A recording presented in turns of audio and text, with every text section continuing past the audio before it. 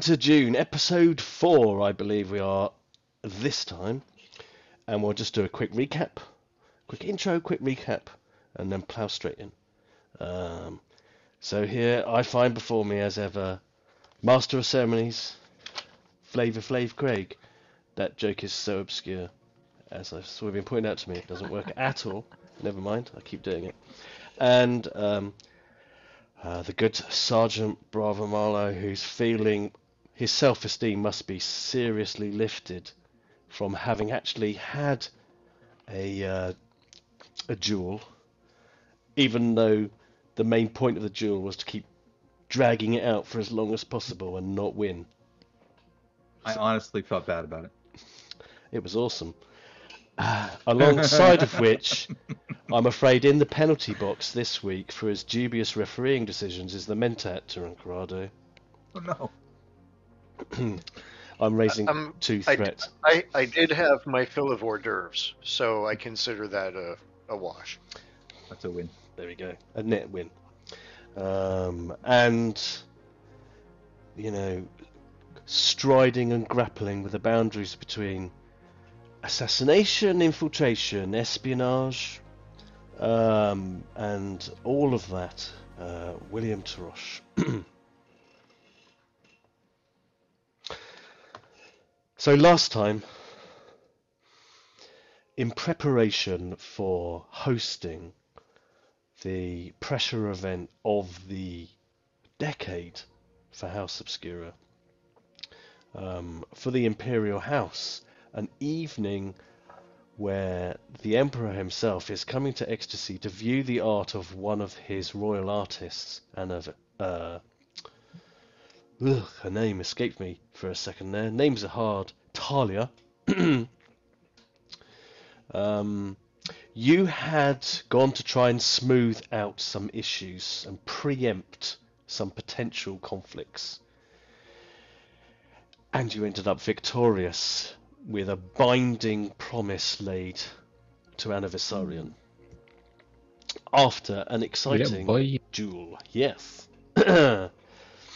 So Anniversarian, scion of the House of Vessarian, a vassal house to the Imperial House of Corrado, you sealed the deal with that binding promise.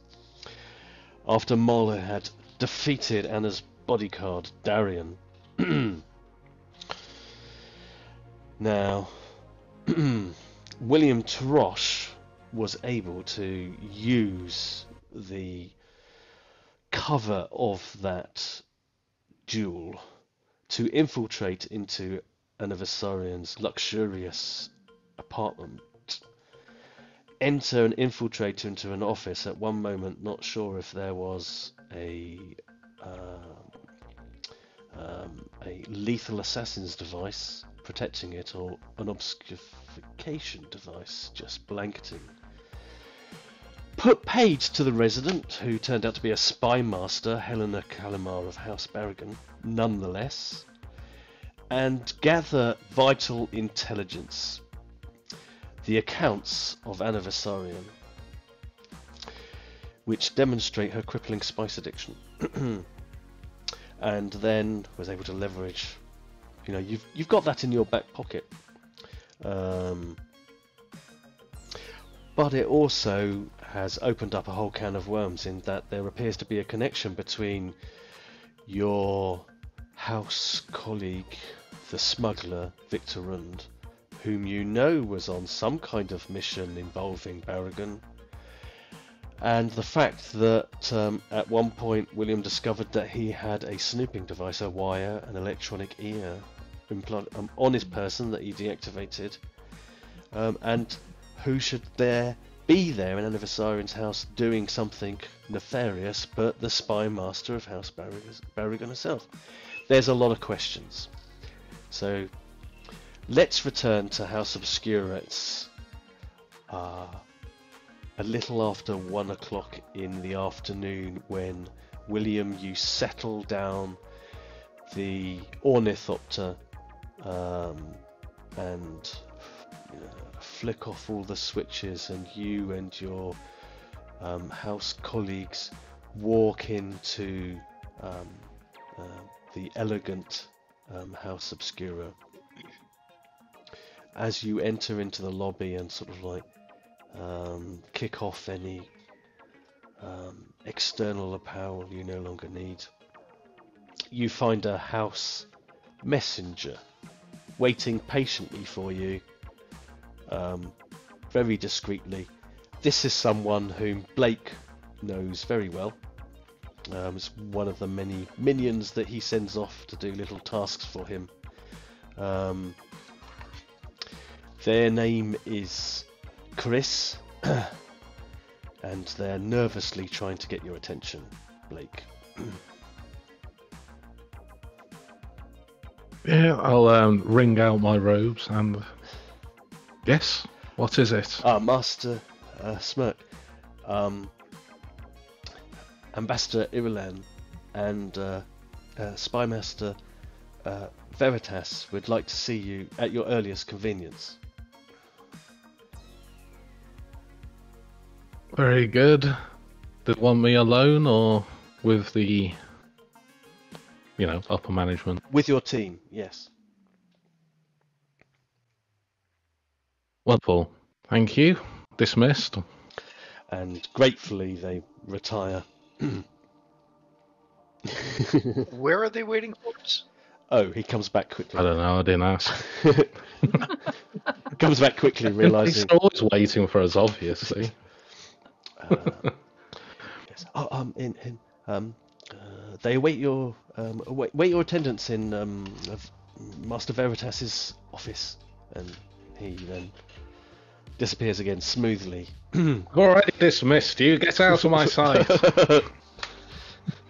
And we see him accelerate a little faster off down the corridor. It became confusing when there was two people waiting for us. I'm like, oh boy, now they could be in one of two. Now we don't know. Yeah. It's alright. I had it under control. Shall we proceed there now? It was a Veritas, a Spy Master, and... Which one's Irilan? Oh, she's your boss. Brava would like to summon one of his Batmen or stewards and hand off the pulse sword that he got from House Lundgren from Dolph from our Darien, and have him set this in my quarters. And I think this little reedy lad, you think he's a nephew of someone? You're not quite sure. We'll take it, and you see his eyes go a bit saucer shaped because it's a splendid artifact that he gets to hold. You're pretty sure that he's going to have a play with that before he gets to the armory. Don't poke your eye out.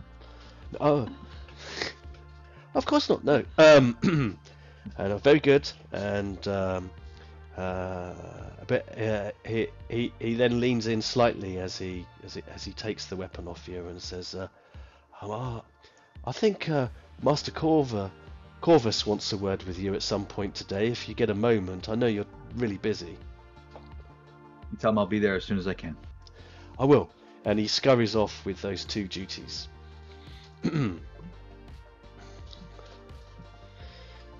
Well, we better go see Envoy Irilan and Spy Master Veritas before they get bored and leave, or whatever. I'll inform the rest of the group too that Corvus is looking for me too. I assume for a report on security, but I'll make sure that I'm keeping the group informed as much as I can in case they didn't hear it.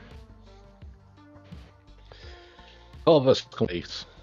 Irilan's been handling this exhibition, so she's my top priority. Okay. I'll tell him you said that. Fine by me. He should know his place.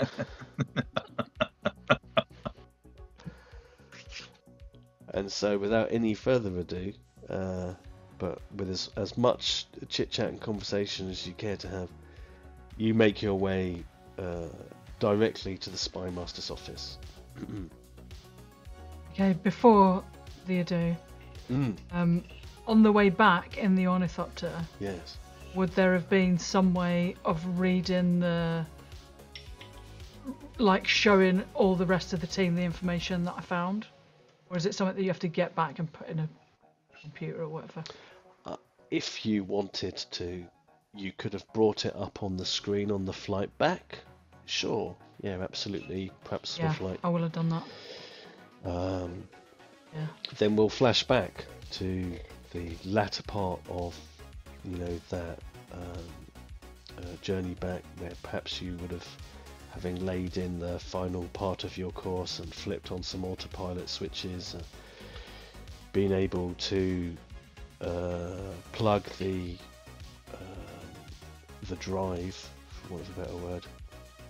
It's almost like one of those information cubes. It's very adjacent to that. A memo quarter or whatever they call them. Yeah. Yeah, it's of that sort of like ilk, and you can display what is on it in a sort of like a holographic type projection, and make use of the interface. Some parts of it you can see. Actually, make a D0 understand test, and what drive would you like to use?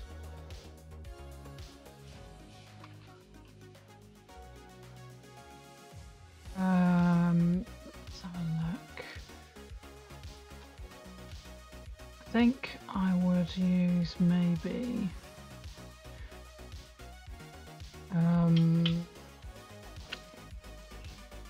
I don't know, maybe tell me if you think this is relevant. A lie can travel halfway around the planet while the truth is put on its boots. Look what I found in, because I'm showing everyone in the hope that they'll assist as well to be able to look at it and see what it is. Look what I found in the, while you were doing your duel, Sergeant. And remind me. Yeah, sorry. Which drive is that? Is that truth? It is truth. Yeah. Truth drive. Okay. Brilliant. Yeah, that would definitely apply. Yeah. I especially want Tiran to have a look at it because I know he can like photo memory it all. Tiran, look at this. And guess who was in there? The spy master of House Barrigan, whose name I totally know. You know what her name is, don't you? This is. And because I'm a mentat, I can remember it perfectly. Brilliant. Her name is Spy Mistress, I suppose. Helena Calimar. Helena Calimar. Calimar. Calimar. Helena Calimar. Yes. That's a very surprising find. And how did that interaction go? Sorry, did we establish last week? Not really. This will be the first time we actually spoke about it, because I haven't said anything since we've set off from there, flown all the way back. I know you sorted your duel out, and I know everything's okay, and I wait till we're like so far away from there because I don't want anyone earwigging. Absolutely. And I'll be like, by the way, I popped in to use the restroom. Guess what I found? I took a wrong turn. In this room, there was Helena Calimar, the spy mistress of House Barrigan, with an obfuscation device with all this stuff, all these accounts on a computer. We didn't really have any interaction. She fell asleep. She fell asleep. Just as I got there. Yeah. That is fortunate. It was and he'll kind of like with a nod, kind of like yeah, that is like very fortunate. My understanding is working with data like this for a non-mentat can be very fatiguing. Yeah, I knew that I didn't know really what I was looking at. That's why I wanted to bring it and show you, because you'll know better than I will. Cool. So I'm going to use understand. I'm going to use truth. Mm-hmm. And I could use a focus of observe, maybe. Yeah, observe would work very nicely. Right, using a focus, yeah. Now, don't forget, if Just you do the want 2 to, dice. it is just D0, but you know you can take an assist if you want. Yeah, is Wondering this how- that I have to get 1 success to get any assistance? Or can we all just try it? If you don't make it, so the way, sorry, Steve, you may No, don't go want on. to jump in if you're. If you don't make it, if you don't make any successes, no amount of assistance can help you make Yeah, it. can help But if you you, make it, we all share. And if any have complications, we all share in those complications as well. Oh, great. Okay. What I'll do then is I will give you 1 threat for 1 extra dice. Lovely, I'll take Yeah. that. Because we start the day with 0 momentum, is that correct? Yes. Yeah. So I hope that Yeah, we had 0 after the last might. scene. So Someone hopefully used it all. do again. So Somebody used it all, stabbing somebody, I Somebody. guess. no, somebody used it all. Binding, their promising defense. somebody. In their defense, it disappears at the end of the scene, anyways. It does. Yeah, fair. It only goes down by 1 by the end of the scene. Well, there was nothing to yeah. go down Momentum. by Yeah. 1. It was all No, there gone. wasn't. Yeah. And it, In this is case, it it was a at mute point. the end of a session anyway. Yeah. Doesn't it? Go at the end Anyway, of session and stuff. That's a good Next question. session. That's actually something that they've been some discussion about, whether it should carry on from session to session or whether it should do that. And that may be something we can dig into later. But for now, it doesn't matter. It's the way it's going. And that's coming up on There you our go. new 3 exciting successes. spin-off show, Rules Half Where Hour. we discuss the deep dive into the rules. There you go. Yes. 3 successes. Please chuck in your assistant's eyes on all this information. That's very nice. A crit. So, should we assist here, or should we wait for a more difficult role to establish what we're a deeper level of truth? I heck, guess it makes sense. We might as well do it as part of one role. heck, if you assist now and gain more momentum, then that means you can use that momentum for more Ask more things. questions, yeah. Of course, you run the risk of increasing the chances of a complication as a group and sharing in it. So it's up to you. But you could also get Throw in my know. can I throw in my contribution to the rules half hour? Rules In the half hour. appendix under assistance, right, it says each assistant rolls only 1d20 and then says momentum cannot increase. Yeah, Right, you 'cause can't can buy only- extra dice can't for buy assistance. more dice. Yeah, because Ah. you can only have 1 as an assist. So that doesn't mean cannot increase momentum. I guess if it did mean the words would be in the other order. That's right. Yeah. Ah. That's just reading You comprehension. can't that is. buy extra d20s Carry with on. assistance. Yeah, it's only with momentum rather. It's only 1 for assistance. So, well, my truth definitely should drive. Wake up, Steve! Oh, Wake up, Steve! Come back! Come Rules back! half hour. Don't leave us! You've joined rules playing with Falling out of your chair. Denizens. Right, I know. No, come on. So yes, do you want to check in? I'll assist with an understand roll with the truth mode drive, as truth is more powerful than any weapon, because we're looking at the truth of what's in this data. Nice. Very good. That's an alignment. That's nice. And you have a focus, did you say? I don't think I've got a focus that applies here. Okay, then. Yeah, You don't have I don't think- analyst or anything like that. Nothing that's like. I have traits that would apply, but it's a difficulty 0 test, Yeah, right? So, yeah. so It doesn't make it easier than 0. No, it doesn't. So So easy. We already knew it. So you can't use the leverage trait here, but Oh, yeah. woo, nice Still, though. success is success. That's There great. we go. So we got 1 more. Also, yeah, 1, 2, 3, 4. So gain some more momentum. Nice. Recommend 4. So I'm gonna burn one of those momentum to ask, like, what can I tell from this, from my initial scan of this data? Okay, hang on. Snickers. They've been defeating Snickers? GMs from Snickers. Been defeating GMs from talking in role-playing games for years. I thoroughly recommend them. let's give you the basic information you get from the successful understand roll, and then spend momentum as you will. Fair enough. Yep. So you plug the drive in, and it sort of light displays, you know, as the autopilot kicks in, and it's a nice stable flight. And you know, the initial thing that you start to see are sort of like an overview of Anniversarian's personal accounts, and then there are various folders with intriguing looking titles, displayed in different colours. You know, green ones, orange ones, there's some red ones, there's a black one.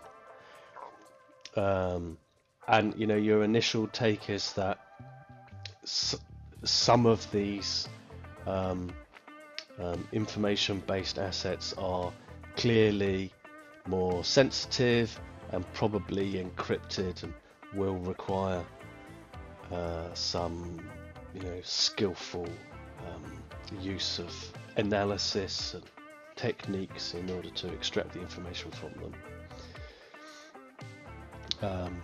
But the basic information presented is that what was last being used was this file that had her spends and an extra column, if you will, being put in to creatively account for her transactions and buying of the spice melange, and also some treatments to try and manage her problems in using it as well.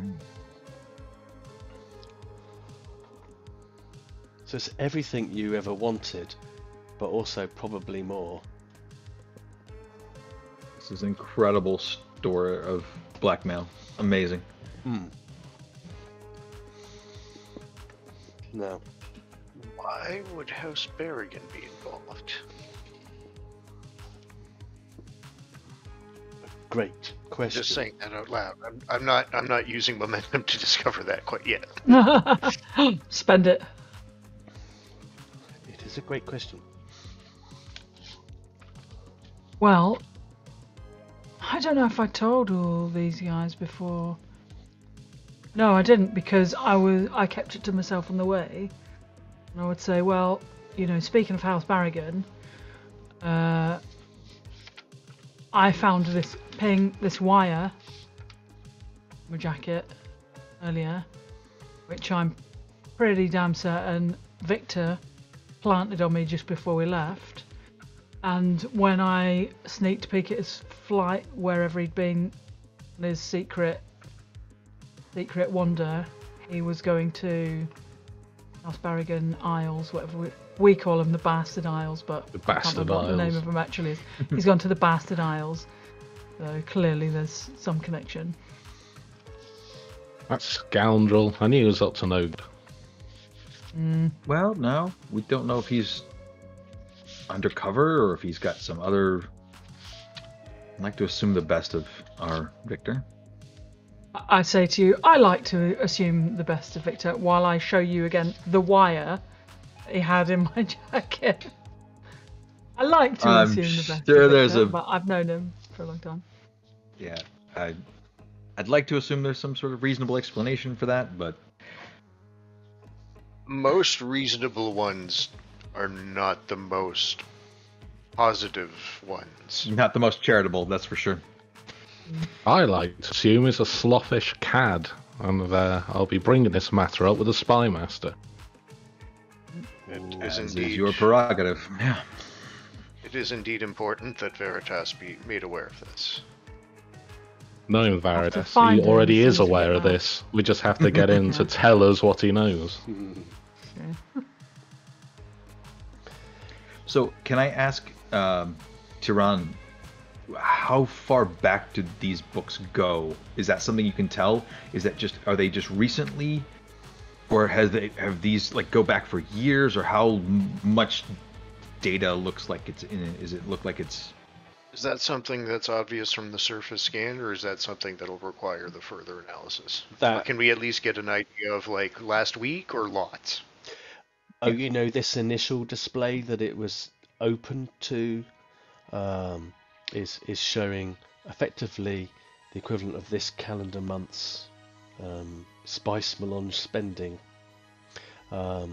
You could, as part of obtaining further information and spending your momentum, if you wanted to learn about how historically far it goes, there's all kinds of avenues for you to explore, so spend what you want. I don't know how important that is. It was one of the things that made me think, like, how, because it might tell us how long House Barrigan has been involved with them and how long this conspiracy has been brewing. It doesn't.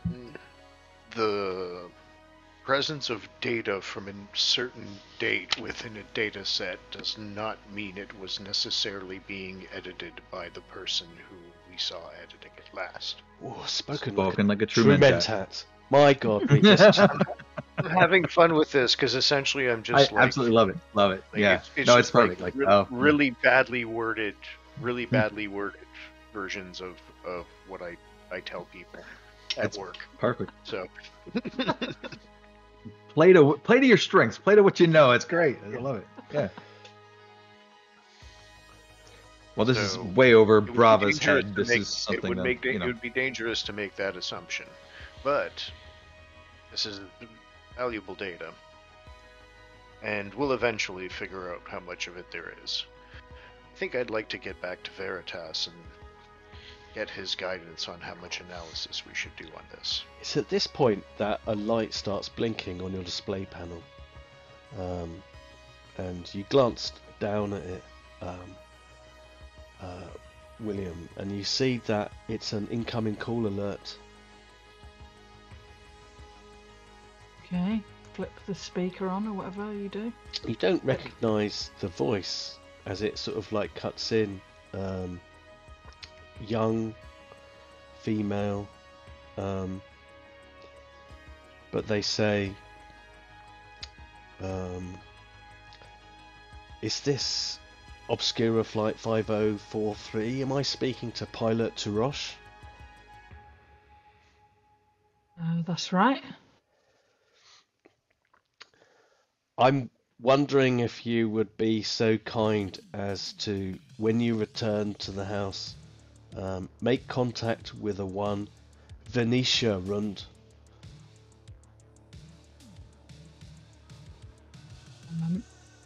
Sure. Who's this calling?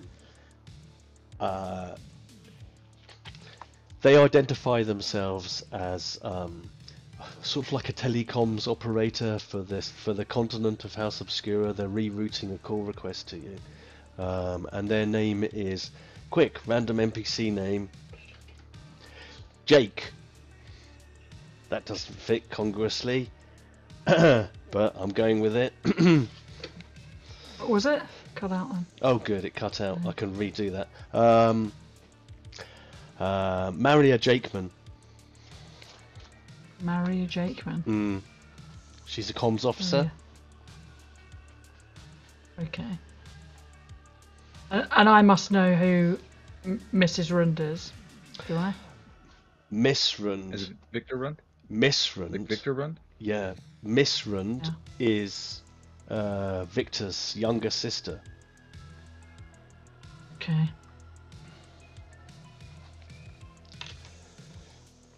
Okay. Do I know anything about, like, her and Victor's shady dealings? Do they work together, or is it just family? As far as I know. You know relatively little about Victor's family. He did speak about them occasionally. You know he had a younger brother who's only a couple of years younger than him. And Venetia is his kid sister. She can only be like 13, 14. Okay.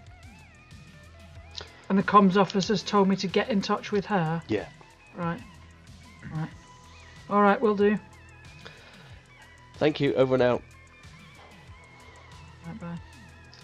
Continue your flight. Bye, the DUNE equivalent of over and out. Okay, bye.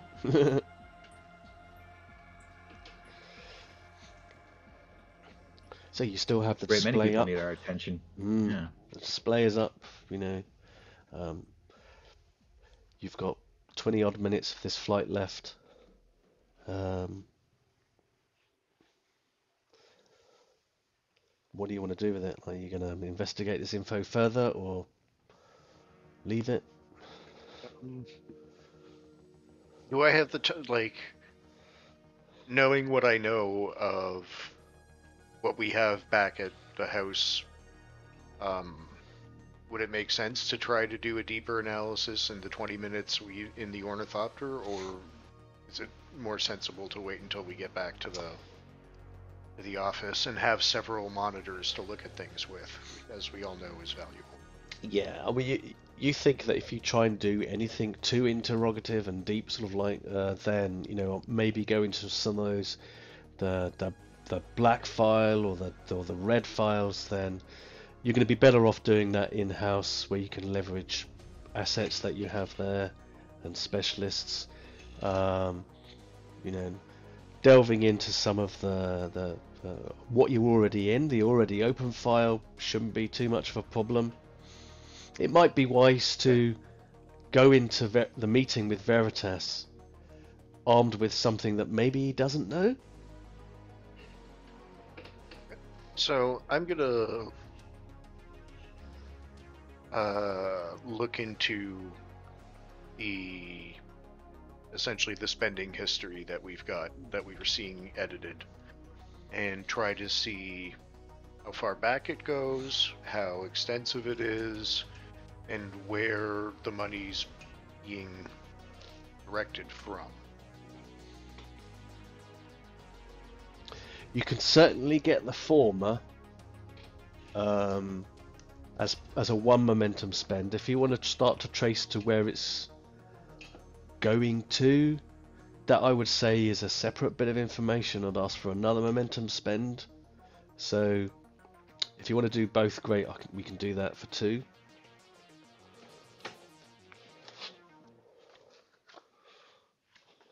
You happy with that? I think it's a pretty decent. I think it's a pretty good cost. I mean, that's a good use of spending that. Info. Yeah. Yeah, 100%. So I'll bring this 2 momentum back to the pile. Oops, I just did something stupid. No, wait, it worked. Just click on it and then hit delete. There we go. And you'll delete it. Okay. It worked. Awesome. Okay, so run that first question past me again. You wanted... So how far... I wanted to know how far back it goes. The three questions were how far back it goes, the extent of it, like the size of it, and where it's being directed from, where the money used to go before it got sent here, or sent to this mysterious spice column. Okay, right. I'll clarify the last bit. First, just to make sure we're on the same page. It's complicated stuff here. I'm not sure I quite grok that question. So this is a list of first spending accounts which someone is in the middle of trying to make look more innocent. So you can certainly work out how far it goes back. Looks like you've got records here that go back over the last 2 years.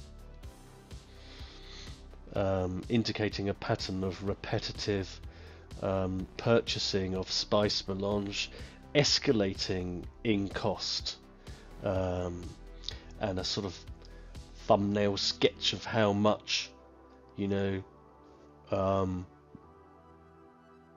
a very, very significant amount of money. It's a household, half a minor house's budget is eventually going in this direction. A bit more time and putting a data analyst, you'll get the the total figures on it. I can guess based just on the impact of it and the size of it that the money's coming from probably more than one other place. So that seems to be like what you're after in terms of that last question. Yeah, was, like I where's was she wondering getting the money essentially from to make those transactions. Yeah, is it coming from what is she drawing down savings? Is she not spending something that she used to spend? And again, this really warrants further analysis to get finer grain of detail, but what you're getting on this flight, from you using your skills and from the analysis that you've got of this level of data, is that she starts off by, making some savings. You can see that some overheads are reduced. Then you can sort of see that it looks like some wages are being cut. So it looks like she's making savings, and then you can start to see large movements from one account to another. It looks like that as things escalate and gets worse, so Anna has been forced to draw from funds that the house would normally have set aside for their day-to-day sort of business. So profits that have been saved are being used and tapped into, and it just starts to get worse and worse.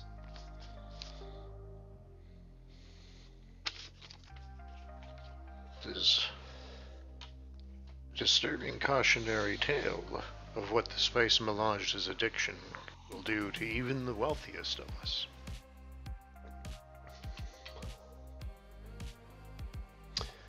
And then, because you did have the nous to ask that question, and I like its tactical deployment, you have just enough time to see that there's some money coming in that seems to be saving her a bit from an outside account. So someone is starting to give her money.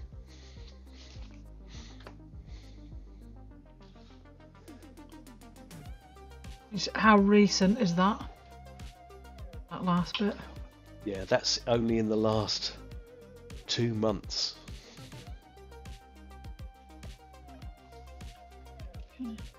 I wonder if the influx of money and the sudden appearance of the spy master of House Barrigan are connected. Yeah, connected, yeah.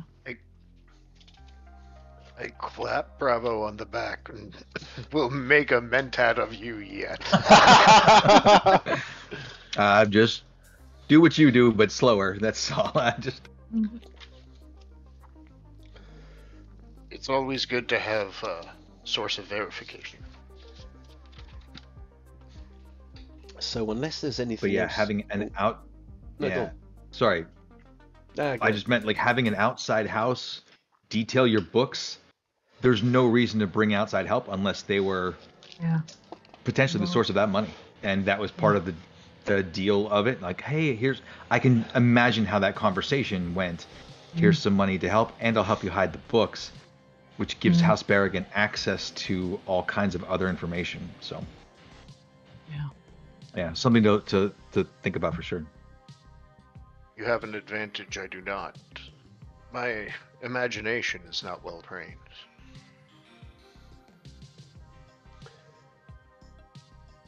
So you continue piloting in, you start to get,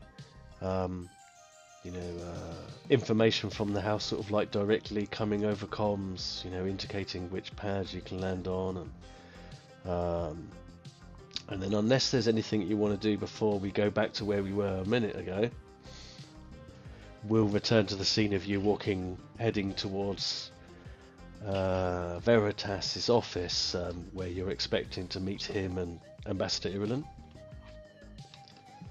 But now you go in with 2 momentum and insight into things. So when you finally arrive, his door is open, Blake, you'll be disturbed to know the Spy Master's door is always open. Sorry, we would have been here sooner, but we had a flashback. Well, first we had a rules chat, then The flashback. And he is in his usual pose. You know, he's sort of like a casual. He's perched on his desk, and Ambassador Irulan, in contrast, you know, because partly because he just can't shake off her Bene Gesserit upbringing and schooling, is much more prim and proper, but looking distinctly uncomfortable in a beanbag. I remember the beanbags. Yeah. I'm high on one already. Yeah. You know, Veritas sort of like tilts his head as he sees you approaching the doorway, and just as you're about to announce everybody, Blake, he just do come in. He invites you in, and then the door is closed, and he'll seal it after you. I introduce everyone anyway. You can't interrupt me. Yeah, he gives you he tolerates this with a wry smile. And then I plump myself into a beanbag. There's a Mexican wave of About beanbags. sinking down. Yeah, slowly. Yeah, Ambassador Irulan is looking distinctly uncomfortable being in this informal sort of like setting, and it's exactly why it is as it is.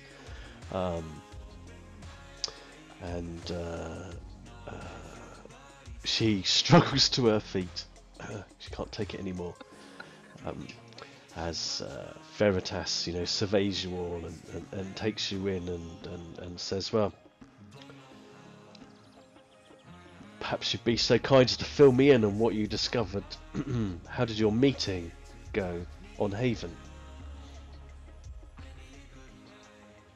Swimmingly, as expected. And a Viserion will not be attending. An Viserion has been severely put in our pocket. Severely? So, she won't be causing us any problems on this planet or in the foreseeable future, as far as I can tell. We have so much on her, she is effectively neutralized as far as I'm concerned. Unfortunately, it appears she's not compromised to just us.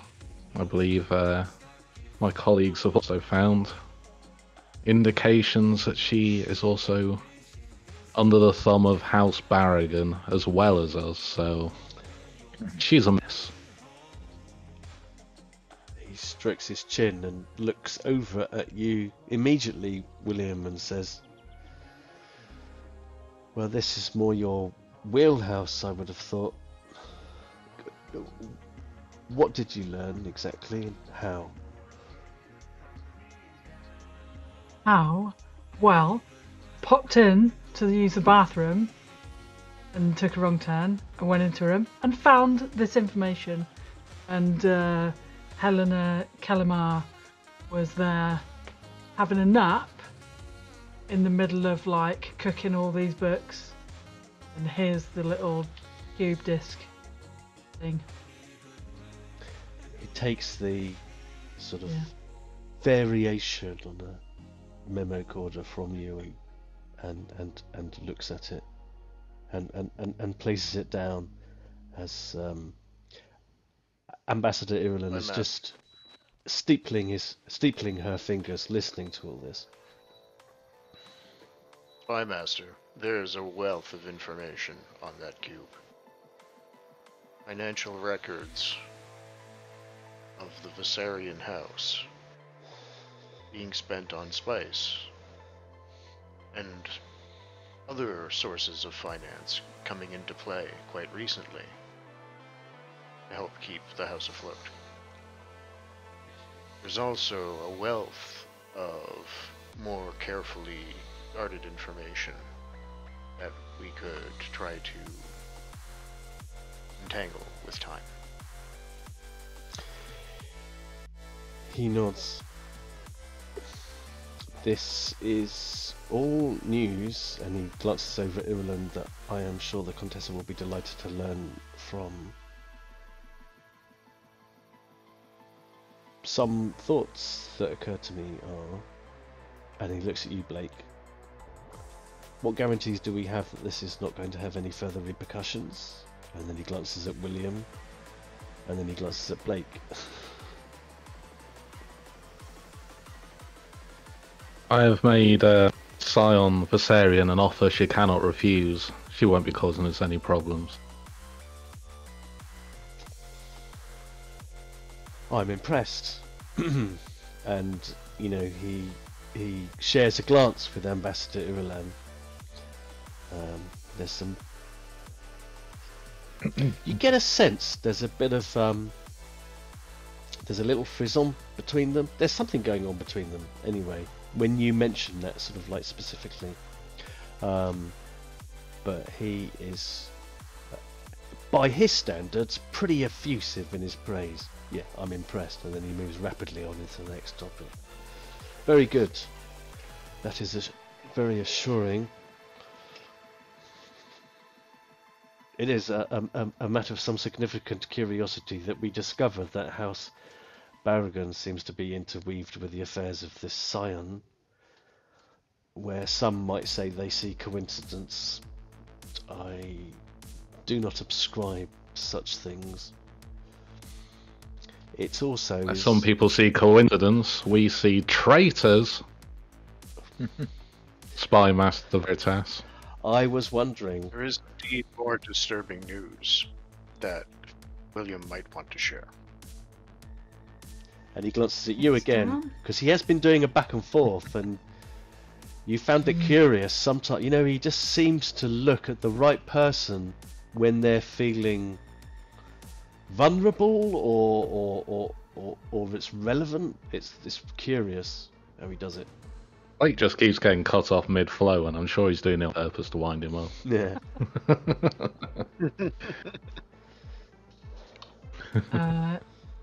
Yeah, coincidentally, I also believe that Victor has gone to visit House Barrigan here at you know, the Bastard Isles, whatever the actual name is.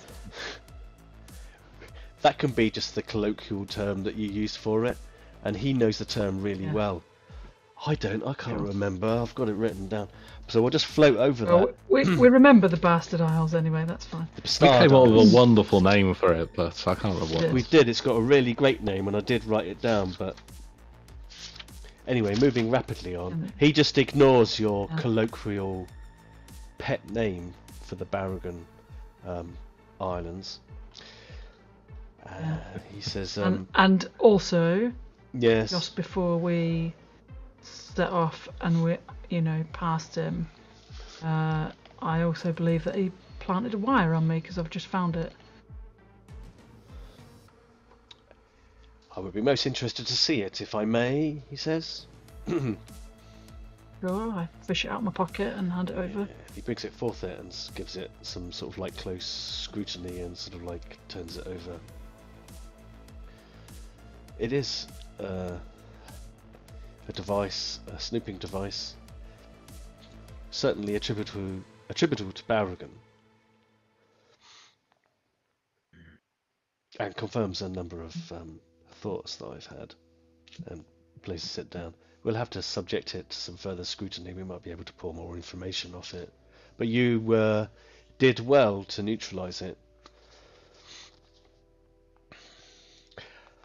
I suspect, if you haven't already, that you will be being contacted by the Rund family. We got a message on the flight back to contact his sister, Benicia. Yeah, he looks slightly smug. I think she'll want to talk to you about Darvo. Okay. And Darvo, William knows, is Victor's younger brother, only a couple of years younger. It seems, he says, just to let you know what I know, that Darvo's situation has taken a turn for the worse. Well, it's certainly in Victor's eyes. He's currently working as a fresh-faced military recruit for House Barrigan. Oh, okay. I suspect this situation has created a great deal of problems for Victor and is one of the reasons why he's attempted to hide things from me unsuccessfully. Well, Master, Victor informed me before we set off today that the reason he was going to House Barrigan was on a mission that you sent him on. You have any insight on that? Well, that's what I called a bit of Victor-run creativity. Or a way of getting you to do very of you letting him go without really paying him any further mind. Don't worry, it's very easy to be blindsided by these charmers like Rund. Well, to my credit, I gave him an earful before he left and didn't believe him, much to his chagrin. Well, I expected nothing less from you. But no, I appreciate your honesty in that matter. Well, honesty is a valuable commodity. Now, when it comes to Victor, I'm afraid, I think, out of concern for family, he's placed that slightly ahead of his house. And is trying to do something to help his younger brother in House Barrigan. And is vulnerable as a result, and probably this spy master that you alluded to, amongst other things, is putting a great deal of pressure on him. Clearly the rot runs deep in that family. Ooh, careful now. This was the man who was once your friend. There's no reason. Who says he was my friend? To be frank, there's no reason. In game, the only interactions we've had have been arguing, so you know, maybe not. A bit of banter. There's no reason to believe, as of yet, until we have more concrete information, that Victor has done anything other than perhaps come under the inadvertent sway of our rivals, attempting to do what he wanted to do, gain us some leverage, but he's probably been blindsided emotionally by the fact that his foolish younger brother has gone and got himself signed up into their military. Anyway, very compassionate of you, Spy Master. I'm surprised at you. Well, I'm so glad that even after all these years, I'm still capable of surprising you. Nevertheless, we're going to have to pick all this, because it could equally, I suppose, be possible that, you know, he has been compromised. And well, we'll take it under advisement. Very good.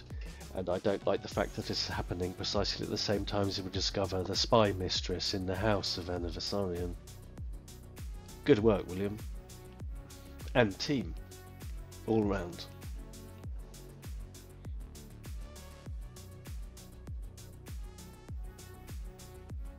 Start edging towards the door. Yeah, if there's nothing else, I do have another appointment. Ambassador Ireland steps forward. There's a number of matters I needed to bring to your attention right now, because the exhibition we're hosting this evening needs some confirmation of duty roles.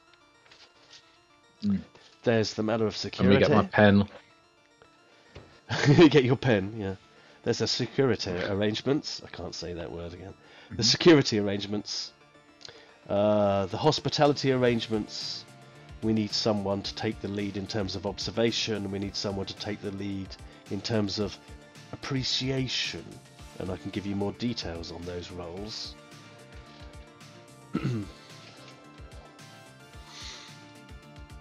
Well, I'd say security sounds like your area, Brava.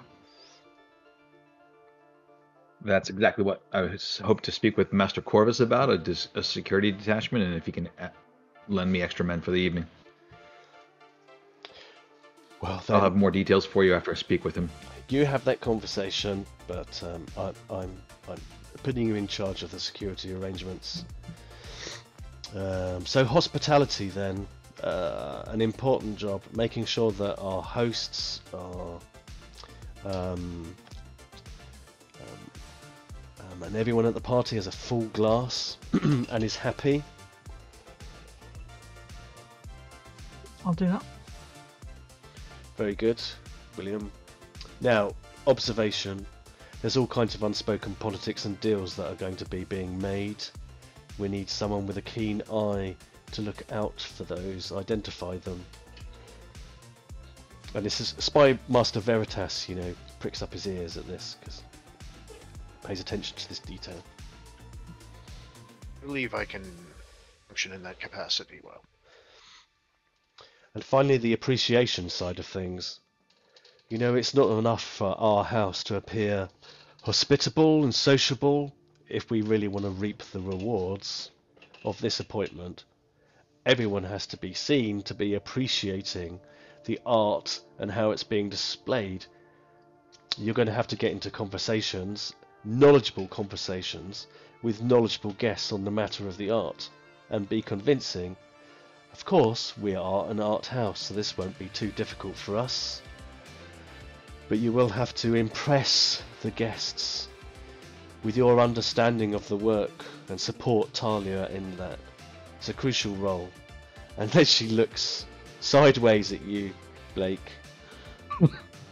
Well, to hear beanbag.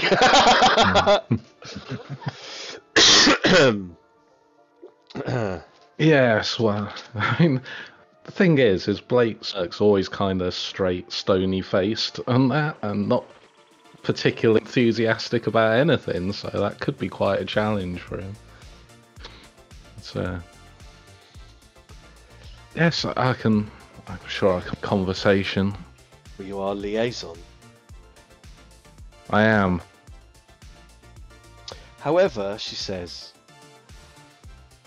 I do think it's important right now that this, and I trust Master Veritas will agree that we have to keep the matter of this binding promise that you impressively arranged very quiet.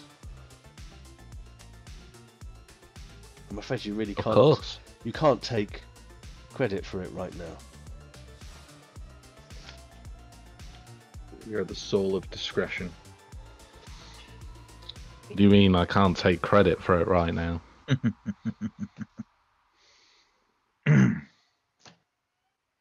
You can't take credit for it right now. That this house has such leverage over an adversarian, the scion of a house, a vassal house for the Emperor himself, must remain unknown. I think it probably I'm not going best. to swan around the exhibition bragging about my exploits. Quite. But I can't see why it needs to be kept secret from, say, the Contessa or people within our own house. I disagree. And she looks over at Veritas. And Veritas has his finger on his nose, like he's considering. So what you're trying to persuade me of, Ambassador Irulan, is that our own house ruler must not know of this arrangement. And she nods. For the sake of her own security. To preserve her integrity. To have... There is wisdom in making it easy for her to deny things. Knowledge of things.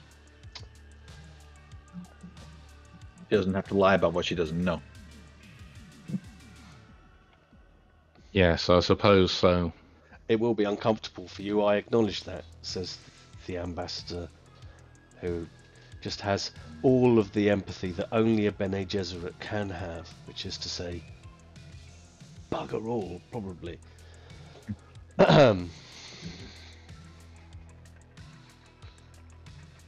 there's an uncomfortable... Yes, well, with a victory like this, I could easily be coming for your job, couldn't I? So I can see how it benefits you for me to keep this quiet. She doesn't blanch, even though, as a games master, I just have to go... She says, "This is for the betterment of the house, nothing more, nothing less. My own personal politics don't come into it." And she then kind of satisfied that you've all got your roles, she makes a polite nod to the spy master, and then, without acknowledging anybody in the room, leaves. And the doors open, and Veritas chuckles. "Well played, Master Smurk, well played. Although a note of caution.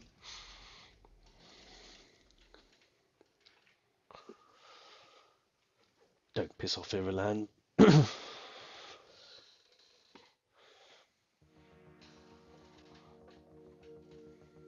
It's only a little bit. It must be painful. But pain in itself, properly nurtured, can be an asset. Can it not? Yes, indeed. But, if she is trying to hold us down, then it's not to the betterment of the house, is it? If we are doing her job better than she is. I think what we have to bear in mind, Master Smurk, is that we have two sisters of the Bene Gesserit within the house who have an understanding that goes beyond your and our mundane grasp of personal politics within the Landsraad.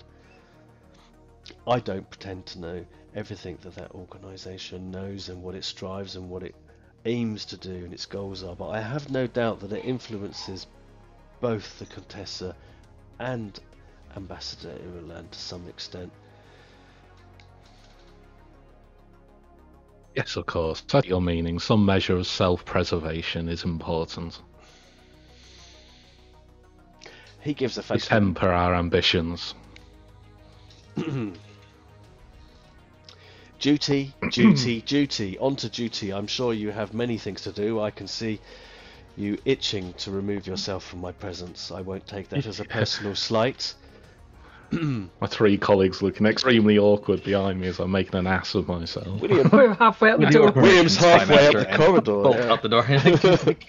Let's go. Yeah. Okay. Before one of you gets stabbed. Ask Brava to pull me out the beanbag. I just pull the whole beanbag. We just drag the beanbag down. Just drag me around. That's where you live Sweet, now. I've got That's where he lives now. Just I like to think that the doors close on the beanbag. Oh no! I was hoping it'd be like a really cheap version of the Baron Harkonnen floating about thing, but it's getting dragged around on a beanbag instead. it's a hover bag. It's a sort of like a It's a Spencer bag. a dispenser bag. Yeah. I couldn't think of the word. Thank you. That's perfect. An asset I'm creating next. Okay, so I mean the scene with Veritas is over. So unless there's anything, well, no, we'll have to lose one momentum, but you get to keep one. Just gonna hang back as everybody's on the way out. I knew it. I knew it. So you want to have a hang back chat with him? Sure. Yeah, go ahead. Spend him. Yeah, might as well spend No, it. it's just a really quick one-liner. I'm just really glad we get along better than they do. We have the benefit of training, don't we? As Mentats. We do. There's some common ground there. It's the discipline. It's the order that comes with our training, I think. Helps us see things differently, sift through, not become disturbed by the animal part of ourselves, I think.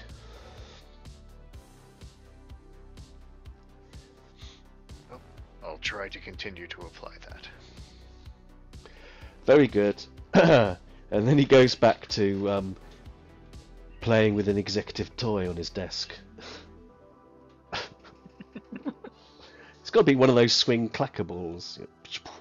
Yeah. I've always thought those were Make a ace. mental note, because now I know what to get him for the next gifting opportunity.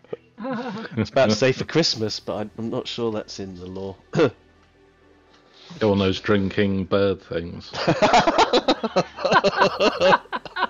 Okay, right. Come on, I'm going for a But tone it drinks here. Sappho juice. Of course it does. Okay, so now what next?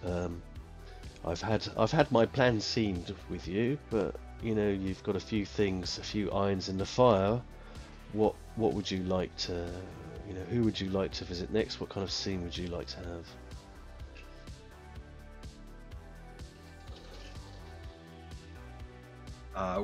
I think Arno Corvus is still waiting on either myself or the whole team. Was that implied? Was it the whole? You just had that message, so you can interpret as you will. You can have a scene with yourself, or you can bring people with you. It's up to you how you want to do it. Oh, I don't want to be selfish. I'll bring the whole gang. Ah, great. We all get lumbered along. Yeah. Drag me to the room, Sergeant Brava. On this Beanbag. beanbag. Oh, the little- beanbag. Trailing Oh, polystyrene balls along the... Yeah. And voice Smurk. Remember that as a sword master, you may not want to challenge this person for their position quite as open. I have no ambitions on becoming sword master of this house. It's quite beyond my reach. Okay, brilliant. So we'll start with Corvus's office, and if he's not there, we'll kind of like look for him. I assume he's either there or he's chewing out some young soldier for doing something wrong. Yeah, I mean, you find him pretty easily. You know, you just catch a sweaty-looking trainee still in their training outfit, looking like they've been through the mill, and he tells you that, yeah, he's in training room 2, and he's just finishing up some squad training. It's just coming to the end of it, and then he basically not begs but pleads to be dismissed, so he doesn't have to bear his humiliation and his sweatiness in front of you any longer. He kind of like probably just points, "Get out of here." Yeah. That's Cadet Chet. You've seen him here first. Cadet Chet. God. Incidental NPCs you create on the fly are always the ones that come and bite you later.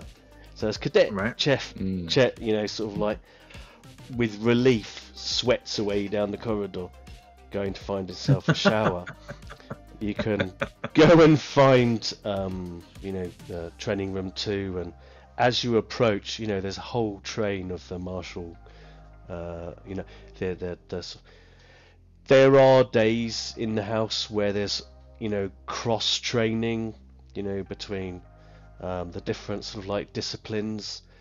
This is one of them, and you know, in the house official uniform, combat uniform, these cadets are all and trainees are all filing out, and Corvus stands in the middle of the room, and he hasn't got the decency to even have a glimmer of sweat on him, but you know, he is just putting away a few of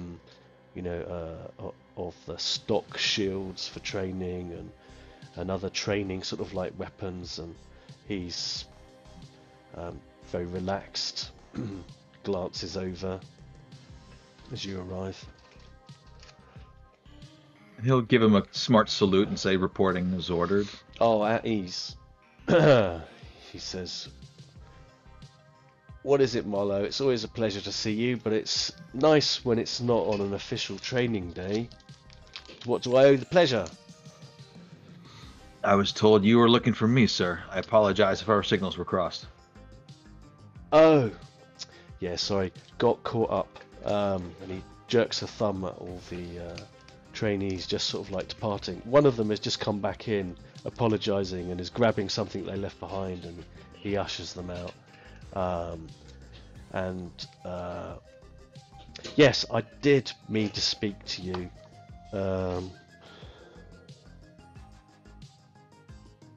What's this about a duel?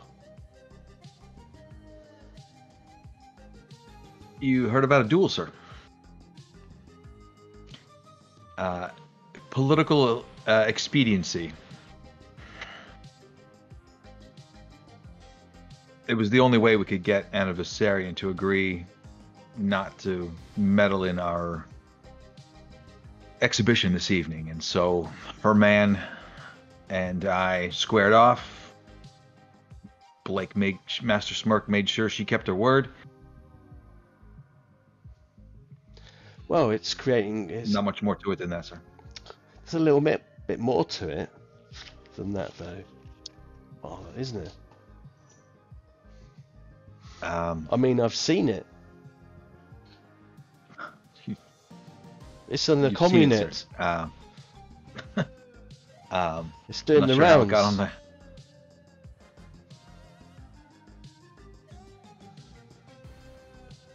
Was there a critique of form, sir? Was there something I... Why did you humiliate that man so badly? You outclassed him. I mean, bravo, but was it necessary? Unfortunately, sir, the duel was not the most important thing happening at that place. The duel had to look good for Anna Viserion. Whether it humiliated him or not, that's really more of his assessment, not mine. Well, I hope your sense of... I may. He looks the over. Actions, yeah. If I may, the actions of the sergeant facilitated the gathering of some very crucial intelligence for the house. Yeah, I keep forgetting the new directives. I'm an old hand here. It didn't used to be this way. However, I'm sorry, sir. Yeah. It's not for me to take issue with it. I was impressed with your form, and I was really pleased to see that you finally grasped that technique we've been working on. Nevertheless, the Kiroshi's attack was absolutely useful and absolutely effective. I only regret that we weren't able to use it to its full effectiveness. And again, this should not reflect on your training or your ability as a swordmaster. It was the fight. It didn't need to be ended, so the fight needed to last as long as possible to give my compatriots time to do their job. I love this discussion, but I think you need to make a skill test here. Oh, fun. Yeah, this is a communication. You're trying to get your point of view across. He's challenging you because he kind of wants to know why he's ended up watching a broadcast of a private duel and seen you from his perspective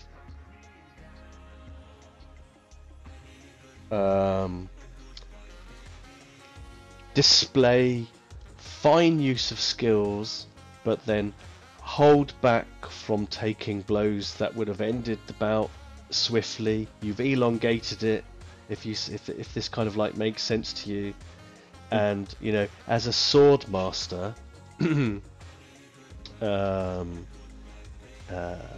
him, it's bringing into sort of like question how honourable you are. Oh, okay. Well, and again, I don't know how it got onto the community nets. That I don't know about, but I would like to use the communicate with honor That's technically my drive. Instead of faith is honor. I've replaced that drive. So I'll be using honor in its place. So when it pops up as faith, that means, and his drive here in his drive statement for honor is the steel of my soul. So if he's questioning my honor, that he feels like that's the whole point. His core is that okay. Is the fact that I believe he acted with honor. I'd So like to offer you a point of determination here, though. Oh, because I'd like to offer you up the thought that essentially you were put into a situation where you needed to rig the fight to extend it longer. You had a number of opportunities to end the fight, one by drawing blood, which would have been the win condition, and then you had 2 opportunities to bring it to the end, by landing blows, not without doing any harm, but effectively meeting the requirement. So on 2 occasions you could have ended the fight, but you had, because of circumstance, to draw it out, right?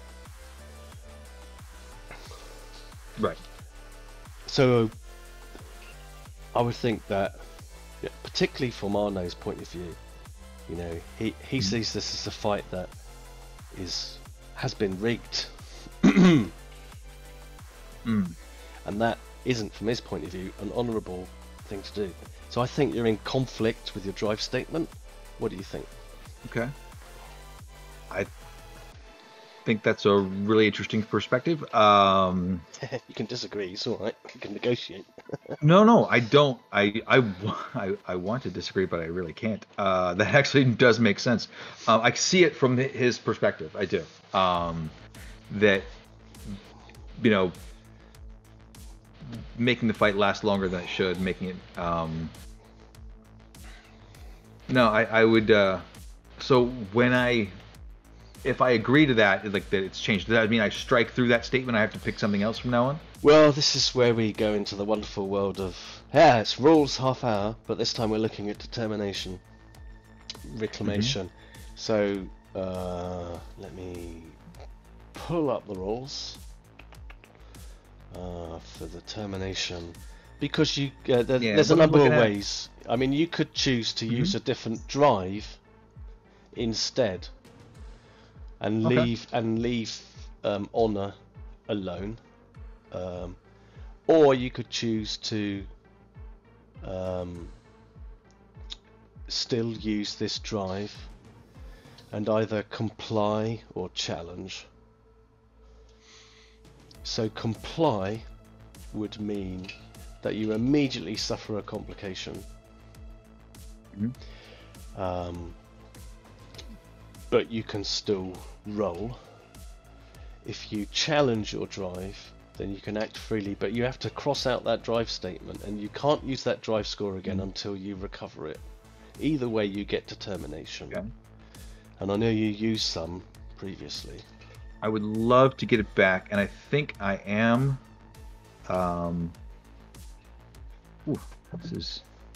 This is fun. Okay, this is a bit I hadn't really delved into. So to recover it, a lot of character development. It absolutely does. I think, God, as much as I want to like challenge it and then do the action, I think I want to comply. I want to comply with it. I immediately suffer a complication, and the character's drives are too strong to allow them to carry out this action freely. But he thinks he is honorable. He is shocked that the person he admires the most, his own swordmaster, would call him out like that, and it makes him realize, oh my gosh, I think I did act. Did I act dishonorably? You still need to make the skill test, but you're just getting a complication whether you like it or not. Right. But you do gain a point of determination back because it's getting you to do this soul searching, I guess, suppose. Yeah. And then we can talk about a complication if you have one in mind, or I can dig around and see if I can find one that's like sort of like his faith and his honor has been shaken. You know how your faith is shaken? Like you can see his honor has been his self, you know, his sense of self has been shaken. Yeah, very much so. It makes him question all his drives. Like what was it? Wait, what have I been doing? Because Lundgren ended up questioning his purpose. Yeah. So. Yeah. So for this role, can I still use honor, or do I have to use a different drive? Use duty instead? No, I mean, if you're going to comply with the drive, then you're still using the drive. Then you still use. If you're going to accept the determination. I mean, you can refuse the determination and then choose a different drive. I'll accept it. I need it. Yeah. I'll need it. And I'm going to spend that point of momentum and spend one more die. Okay. And this is you really kind of like defending his kind of accusation, his inquisition of how it is how it is there is a broadcast of you acting in this way, which from his point of view puts you in a bad light. Now he knows there's this agenda underneath, even though he's forgotten about it. But the point is, he's talking about how you appear to others and how his training of you appears to others. So he's shaking your worldview a bit, and his is tested. Yeah. So yeah, I think this is going to be a D3. Okay. So I don't have a focus that applies to this with respect to communicate, because my focuses are in intimidation. I'm not trying to intimidate anyone here. That might not go down too well, because we are in the training room with a lot of equipment. When it comes to a guy with a sword, this is the wrong guy to try to intimidate, the sword master. So I'll roll 3 dice without a focus, and we'll go from there. Does that sound about right? Do you have a trait, Steve, please, that you could use? I do. A personal trait. I want. Oh, thank you, Nick. Actually, yeah. I'd like to argue that his trait of devoted means whatever he does, whether it's his own personal honor, is secondary to his devotion to the house. And if it means that I have to look like I am egotistical or arrogant or brash, then so be it, if it means the house gets what it wants. All right, and as we were discussing in Rules Half Hour Part 1, I think we agreed that requires a momentum spend, right? Using a personal trait just drops the difficulty. That's a personal trait. It's one of my own. Oh, as opposed to creating one. It's on my sheet. It's on my sheet. No, sorry, it's on my sheet as he's devoted. Just trying to make up for all the threat I didn't have last week. Go on. Fair enough. I mean, that's good play. Fair play. Is there something also that we can assist him with? Yeah, I was going to ask that. I think you can back him up. Yeah, absolutely. Right. But if you do so, then you are going to share in this complication. Okay. Yeah, I'm alright with that. Yeah. Yeah, we'll see how he does. He might do fine on his own. Yeah. Okay. Yeah, if he doesn't. We'll see what it is. So, I'll go ahead and roll 3 dice. Let's see what happens. Yeah. I want to see now. No focus. Let's see. All 1s across the board. Here we go. Hell yeah, go on. I did get a 1. You did get a 1. I did get 3 successes. I did get a 1. Get 1 momentum. So I got 3 successes. It was a D3 task. You lowered it by 1 to a D2, so 1 momentum is in the bag and you succeed. Go on. But we do have a complication. Nevertheless. Mm-hmm. Now, that wasn't part of the roll. That was part of my determination part. That I will suffer that complication immediately. Yeah. So they can still help to try to build momentum if they want, or if they roll a complication, we'll all share that complication. Yeah, we'll have extra stuff to deal with. So yeah, but roll away, because I think some more momentum spend would be handy for what's coming up. Alrighty.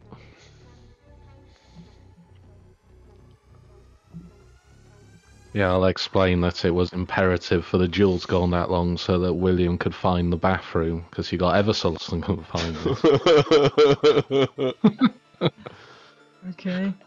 Nice. Just Nice. Okay, that's another success. So we've got another point of momentum there. I'm going to point out that sometimes the house comes first, and you have to do things that will make you look good, like calling a halt to the duel because of the use of a certain attack. It was phenomenally embarrassing for a Mentat in particular. Well, and he looks at you and briefly he says, I'm wondering whether or not, given that how did you end up being assigned that task, Tiran, to be the referee? An Avasarian felt that as a Mentat I was the closest thing to a neutral party.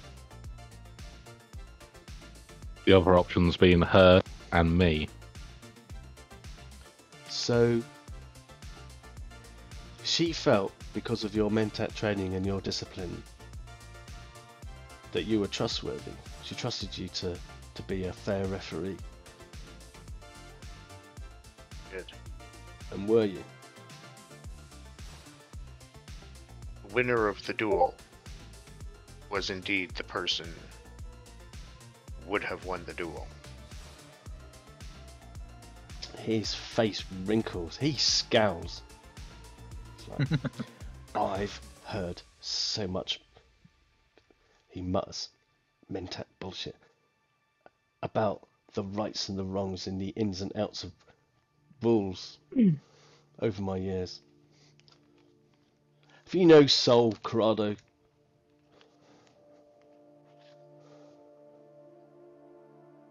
Can I do my assists?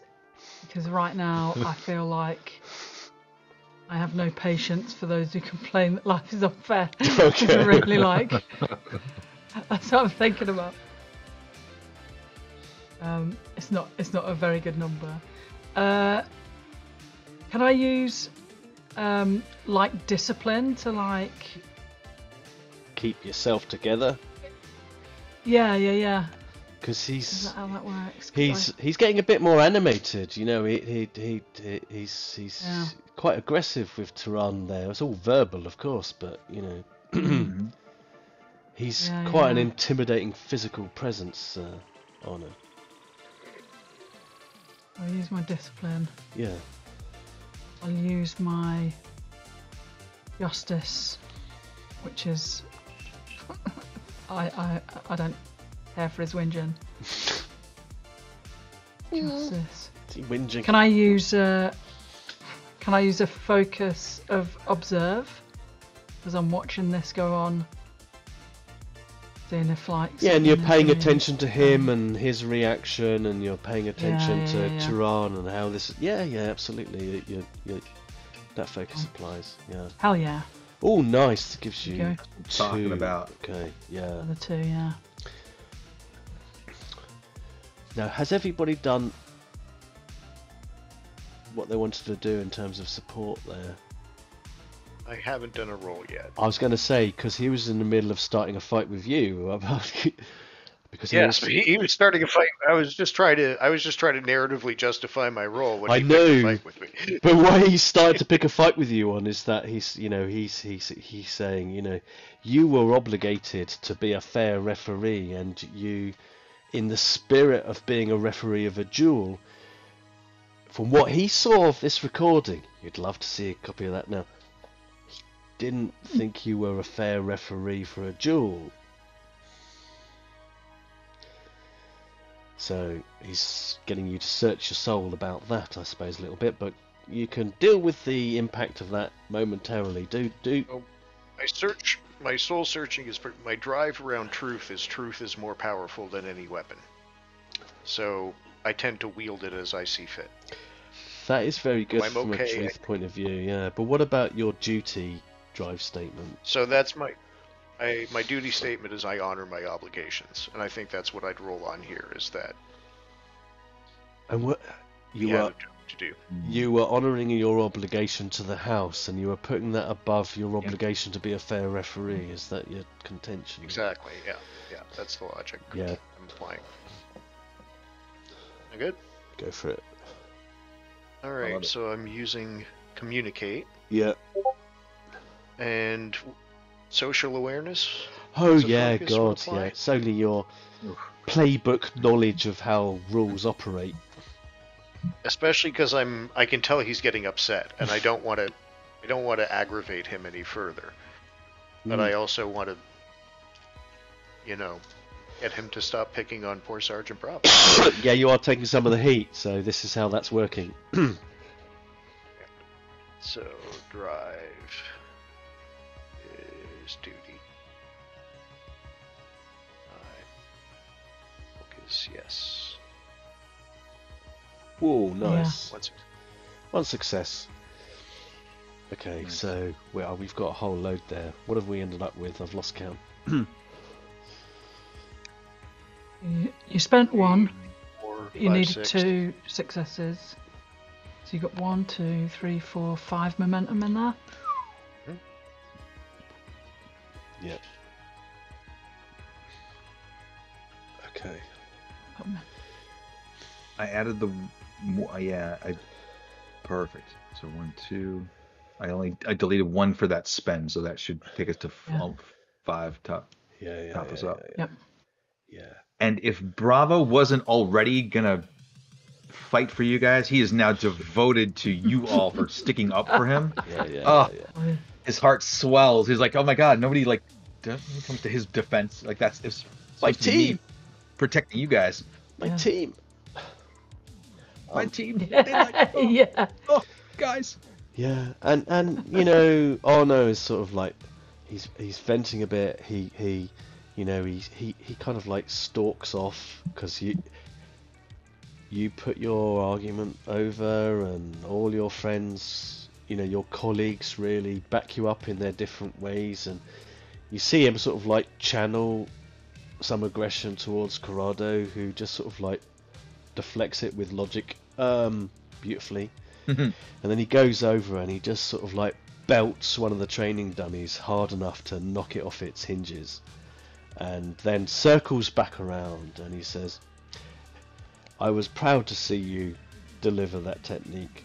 I'm not proud about what message though it sends about our school of training, but perhaps that's more my problem. I need to reconcile what our house does now with what we used to stand for before the Contessa took over the reins. And that's on me. It was never my intention to cause offense. If I have done so, it is with apologies. It was inadvertent, or what I want to know is why Veritas hasn't sorted out yet what shit broadcasts that to everybody here on Ecstasy. As am I, sir. Who put that out? And I'm sorry that you had to find out that way. Anyway, nevertheless, 0800, we've got some new recruits to drill, so that's for tomorrow.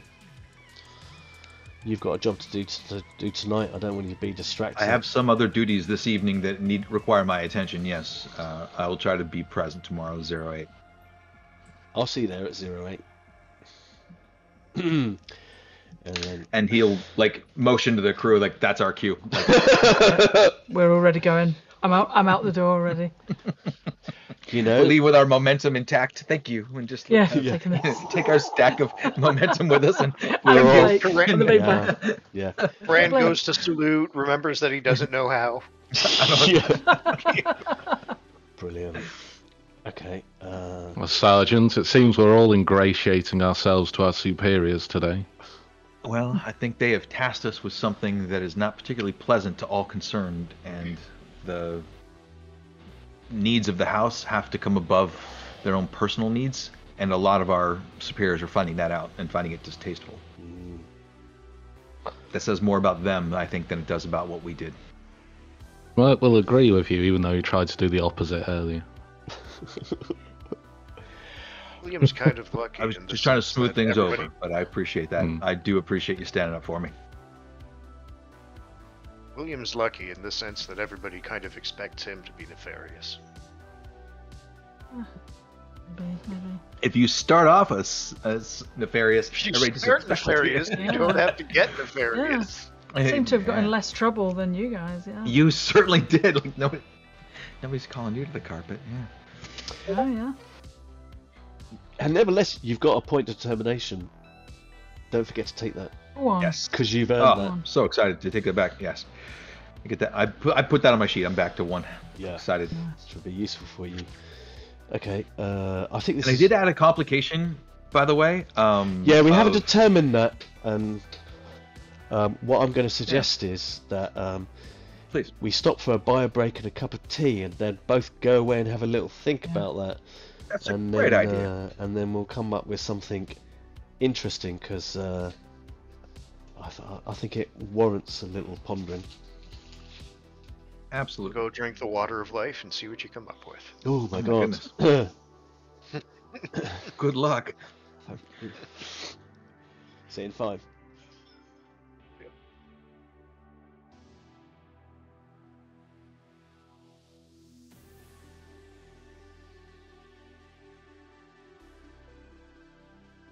I want to say it's because you brought in me and JF, but I'm just saying since we've been on, I'll take it. your subscribers are going way up. I'm just saying, Yeah. you know. I have The amount of beard has more than tripled. Yeah, kind of weird, that's for sure. Oh, I'm jealous. I'm going to get a Life of Brian beard. Yeah, we're not. Like that. Yeah. Yes, Have so that to you have the can beard. participate at the stoning. Yeah. Hook on. Yeah. Beard, madam. He's not the Kwisatz Haderach. He's a very naughty boy.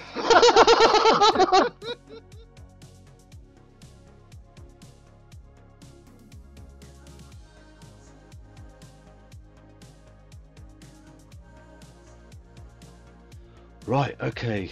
Cup of tea in hand. So, yes, we've worked on a little complication for that. Hey, is it just... What did it do to the Batman logo then? Yes. Merged it. I don't know, it doesn't like it. Whoa, there we go. Ah. Needs to be in front of my face. Product placement.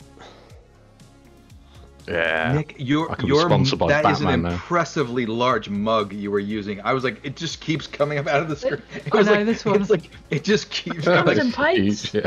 It comes in. It's a pint. Oh, it's a Prancing Pony. I love No, it. it's Prancing Pony. Yeah, it's huge. Yeah, I was love like it. from the Prancing heavy Pony. I though. love it. I'm sure. Also, have you seen this one? This is the cup of tea one. Did I show you this one before? This is. I have. I saw it on. I saw it on the website. I just saw the from the your. That's your Javert art from from the Denizens. yeah If you from Denizens. look in his little one bag there at the front, he's got a dog in it. Yeah, Bug. nice. Yeah. Just got a little carry his little dog around this little satchel. Yeah. So, sooner or later we will have one for every character. Oh, give us time. The second one. Yeah, across different... Mine's also a pint pot. across different shows as well. I'd love to do some... Well, yeah, I figure once we get all the Denizens done. Oh, We've got I am aliens, we've got 100% the gonna alien buy on a this House Obscura mug. Like you tell me, like Hell that's yeah. actually one of my Yeah, pick, hell you know. yeah. Problem is, would you be able to find it? Too discreet. See what I did there? Okay. So bringing see what you us... did Yeah, You bringing were us... recording all that Yes. stuff. Oh yeah, I was recording all that. I tried to start the episode half I an would hour hope so. ago. It's not recording. So, Les, to bring us back in then, so you have just had Yes. what you thought was an incidental little chat with Marlo and Corvus, which resulted in quite a little soul searching on numerous people's sort of like parts, Yeah. really. And now it is mid-afternoon now, sort of like it's getting on for about 2 p.m. So the clock is ticking. So 2, 3, 4, 5, 6, 7, 8, 6. I can get my 6-point cheese clock out as the countdown to 8 when you will be hosting the event for the Emperor, himself, and a small gathering. Yes, so all that being said, is there anything you want to do? Do you want to... I've got another scene in mind, but is there anything emerging from what you've been dealing with so far that you want to address within the house, now that you've got a good pool of momentum going? I just realized that we didn't solidify if we're going to get extra troops for this, like what troops were set aside for security for this. Run back in. Run back in! Sorry, one more thing before we leave. I know you just chewed me out, but can I get some men to take with me to... I feel if they see my example, I won't corrupt them, I swear.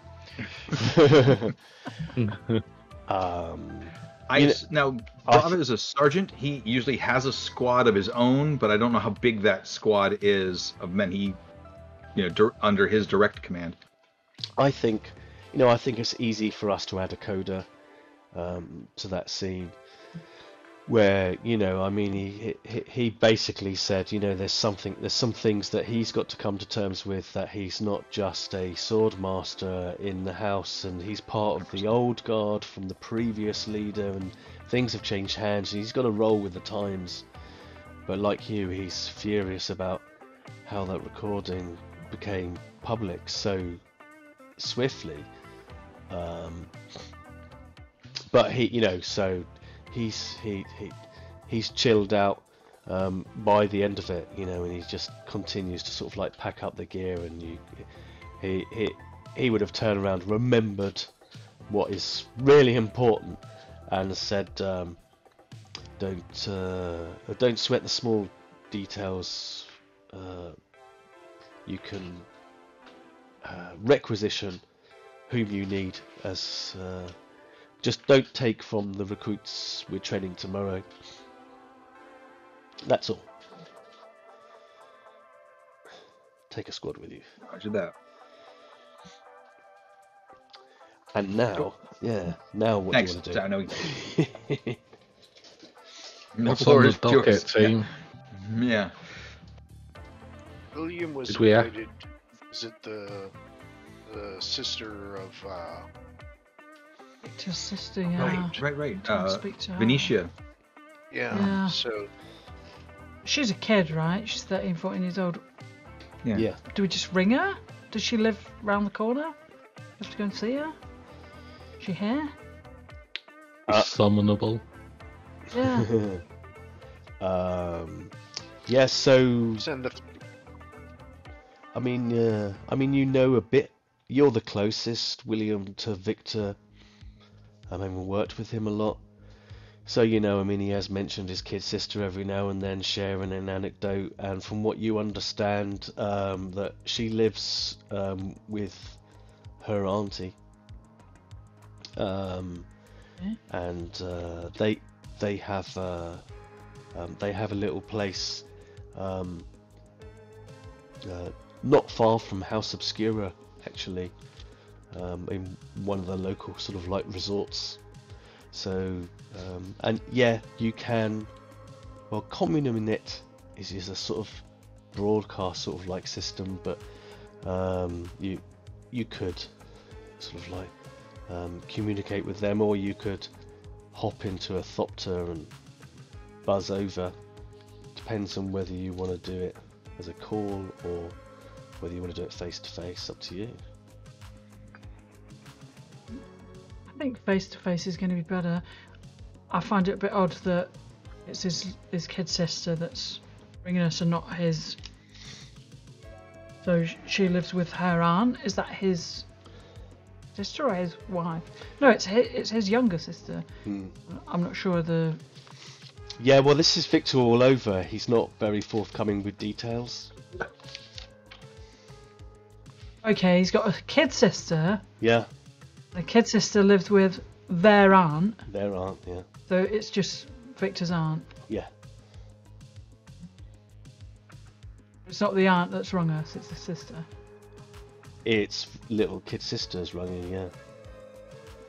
But then you gather... was reported by the ground terminal. That's right. Yeah.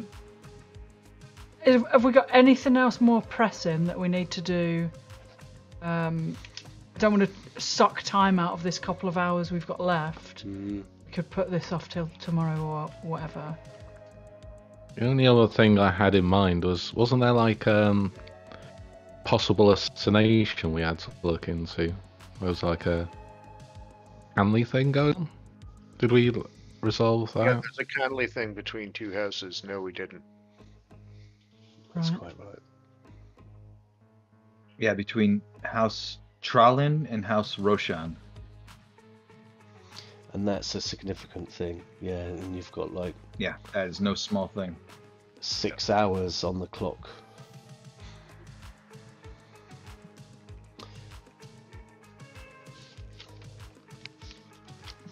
Did we have some wheels turning on that with like looking at law?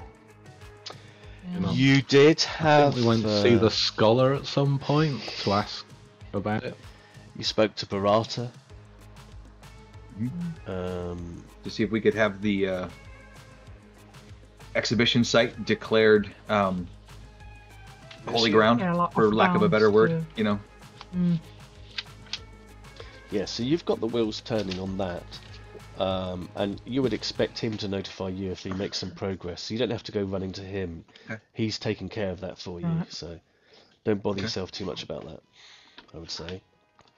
Okay. You've got the two. All right, so we could nip to Venetia's house and back, and Absolutely. Yeah, we got. I waste think we have too time much for that. of That's time, you know. is it? It's on the same continent. It's a short flight. You know, you've got you know that Thopter is at your disposal. It's earmarked for you. You know, so it's Yeah, at your come on then. disposal. You just do a short hot flight. Wait, whose house? let's do that. So you're going to Whose house? the house of the Rund household, where Victor's kid sister Venetia lives with her aunt. Should we do that, or should we go try to ascertain the presence of and dissuade any violent action from houses Tralin and... That's your dilemma. That's our dilemma, yeah. How many people would William take to see this little girl? Well, if everyone else has got other stuff to do, I'll just nip over. I'll just go nip over and see her. Right, and we'll You do a guys split can- scene. We'll just I hate to assume split the it's party, but I think it's a good idea. There are security Unless- measures and things like that to set Right. up. Pick your favourite person to go with you. Your favourite Blake? person? Oh Blake? yeah. Blake, you and I are going to be going on diplomatic runs to the houses. All right. William, Yeah, you are that going makes sense. to a private residence of a compromised asset. Yeah. I feel like Brava should go with you. Yeah, fair.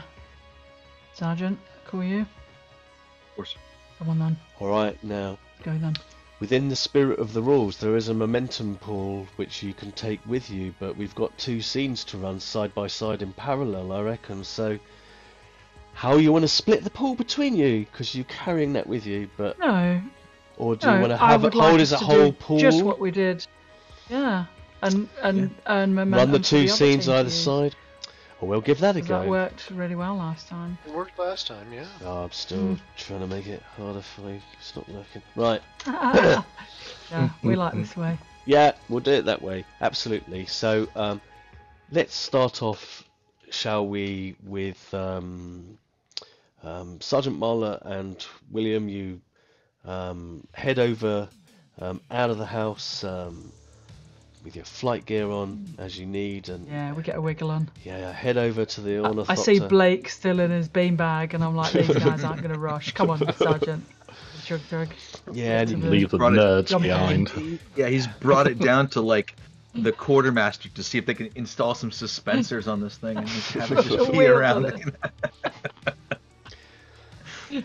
And you stroll across the concourse. You know, it's a beautiful, bright, sort of bright afternoon. You know, the I want to say, twin suns of ecstasy are in alignment. You know, which gives an extra long day. Astronomers can tell me the ins and outs of how that works. I don't know. I'm just creative here. And so it's a beautiful, beautiful afternoon. Stride over to your allocated ornithopter, and you've got a flight manager who's sort of like waving the equivalent of the paddles, because you're not the only ornithopter that there is around House Obscura. There are other teams deployed on other missions and other tasks. There is, after all, the Emperor is going to be landing his vessel off continent, so there's a lot of activity going on to make sure that that's all sorted out. But you hop into your thopter and flip all the switches. You've got 1, 2, 3, 4, 5 momentum in the pool? Yeah. Cool. Short flight.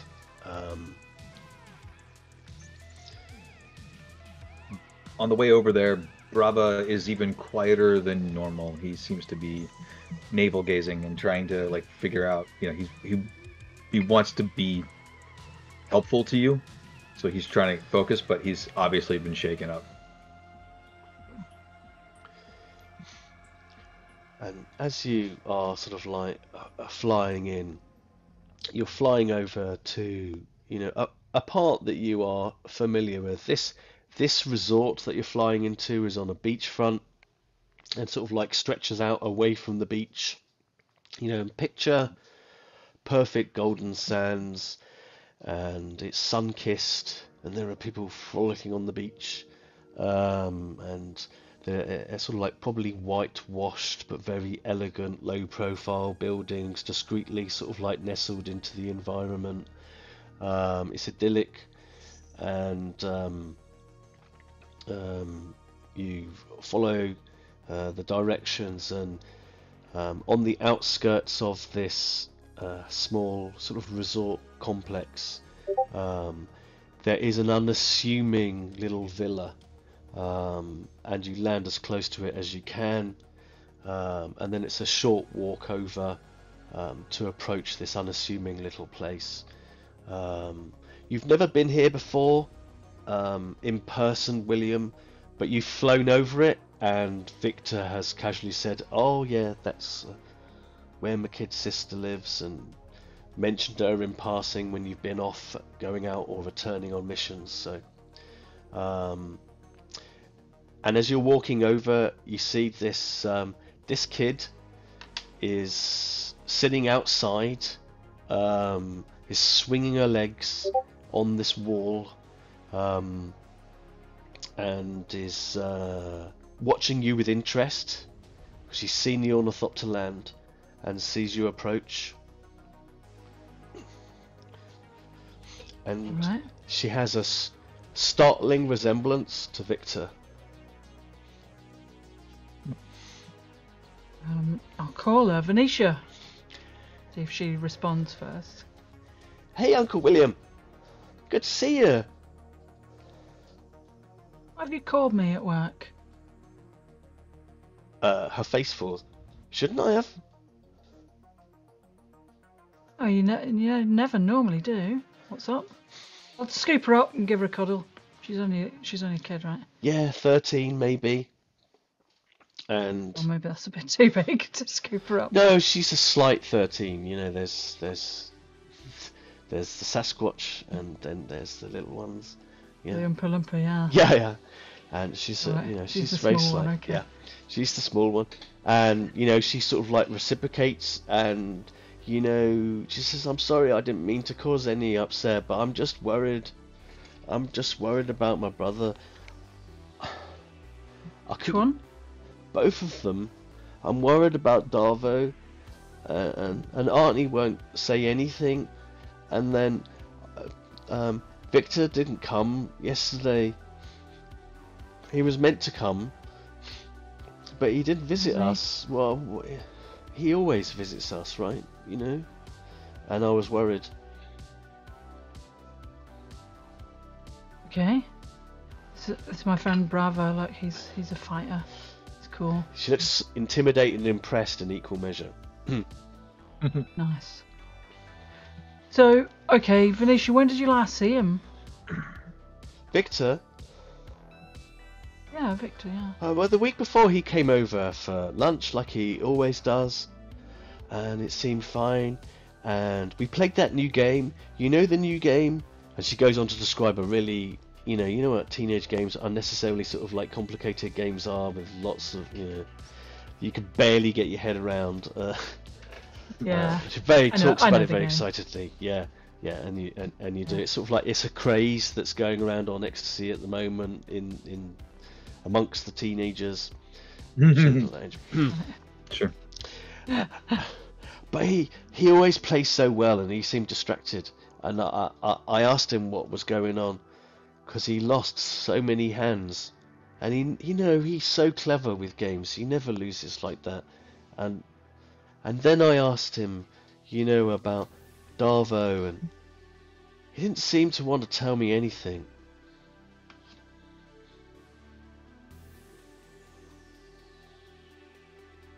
Okay, you asked him about your other brother. Yeah, Darvo, but he's gone to the military, right? You know that, right? You know he's going to join the military. Yeah. But that's not safe, right? He'll be in battles and fights. Maybe. Yeah, maybe. He'll also be trained to handle himself. They don't just send them off. And I'm trying to. I don't know this kid either, but I'm trying to. Nice, yeah. Trying to. This guy to trains assuage their fears. soldiers. Like they train them first. They don't just send them off. Yeah. This guy trains them. He knows what soldiers are about.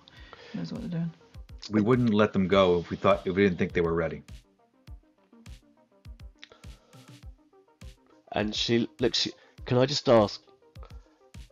Does Brava have any visible scars or lasting injuries? All over. Right, I thought Small stuff, nothing major, disfiguring and stuff. He's not like massive. No, but along his so what hands, along his hands, yes, major scar, but nothing like major. Like he's got some small nicks and things like that, but nothing, Yeah.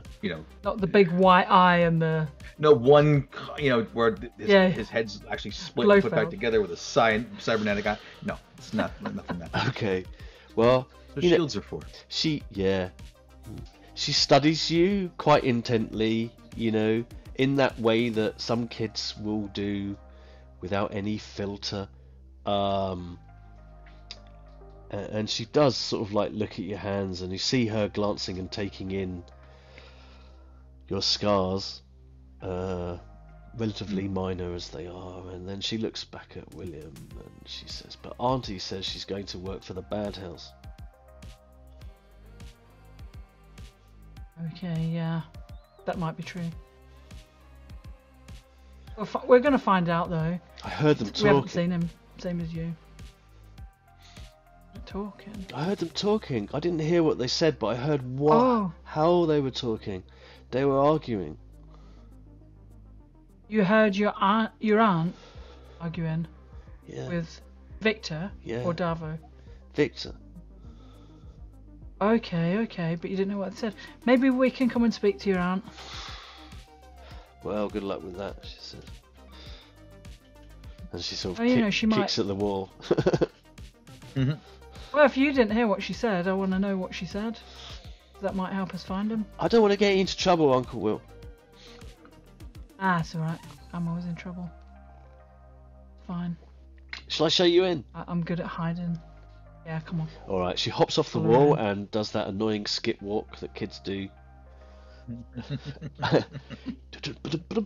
And, and then sort of like leads you through. I mean, it's an unassuming little property, but it's nicely done, little sort of trellis work of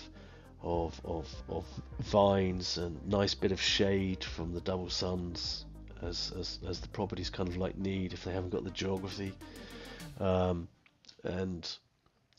it's you just hear the rattle of pots and pans and also get the aromas of cooking coming through the through the apartment, and you sort of like step in to a well-appointed but understated. You know, it's not poor or impoverished, but it's not ostentatious either. And there are parts of House Obscura where, because it's a noble house, there's some serious money sunk into it. But this is a contrast. And as you're taking that in, and as some quite outlandish native exotic bird squawks a welcome to you from its perch in a cage, we'll cut scene to whatever in the hell is going on with Blake and Tiran. Okay, so fill me in then. I think this is where the momentum heavy duty might be needed. You were going to investigate what's going on with these two potential Canley rivals. Mentat Corrado, I have a brilliant, terrible idea. I feel like I would like to hear it. So, these two houses want to assassinate each other, right? And we don't want that happening during the exhibition. Correct. Why don't we pressure them to do it right now?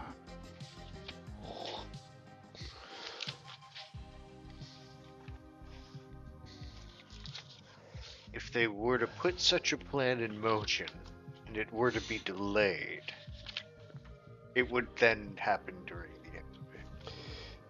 And we would arguably be complicit, if not mostly responsible. I see what you're saying, but if Trying we... to wonder if we could smoke something out, though. I see. What did you have in mind? Building on your idea.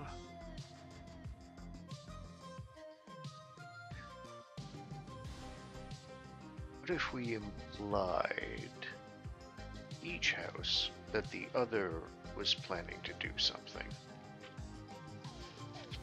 And that any minor increase in Garde would be enough to put them off.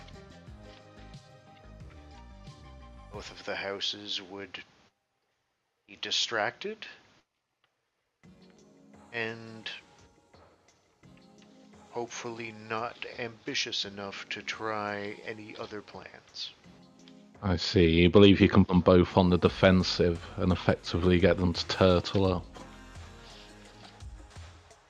That is the gambit they may play into.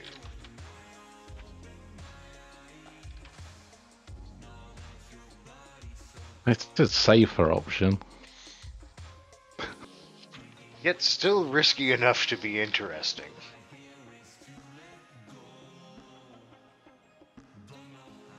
Okay, so how are we going to go about this? Do we get them both in a room together, or do we have to talk to them individually? Because we don't have a lot of time. So, If we get them in a room together, it might be easier to just get them duel each other and get it out of the way. yes. But it would also be more difficult to give them each half the story. Don't forget to secure the broadcast rights and record it. Well, that is the other option. How do you feel about branching out into Coliseum games? Where you could like book them in for a public fight. We could maybe make some coin on the side. Wrong game. Pay-per-view the winner against Brava Marlo. Yeah. Already Oh, he'd building a love that. He'd love that. Who's already building a reputation. But what would be the etiquette if we wanted to speak to a, kind of a low-ranking representative, the basic point of contact at either house? Well, of course, that is absolutely in the wheelhouse of your envoy colleague here. You know, that, I mean, they are you know already because you've seen all the information provided by Veritas of the guest list and all the arrangements and everything. You know where they are based right now, what resort they are in. It's straightforward. You could, you've got the contact details. You could put in the call. You could put in, because they're major houses. There's a certain Major house. Yeah. I was just about to ask. You know, I think technically this is a situation where if you as a minor house subservient to the major house here on Ecstasy were to start to make some formal invitation without notifying absentia, then that would be a big no-no. So you would have to get it cleared with them. So you have to know that the major house that you serve does have to know that you're approaching another major house, and it would have questions.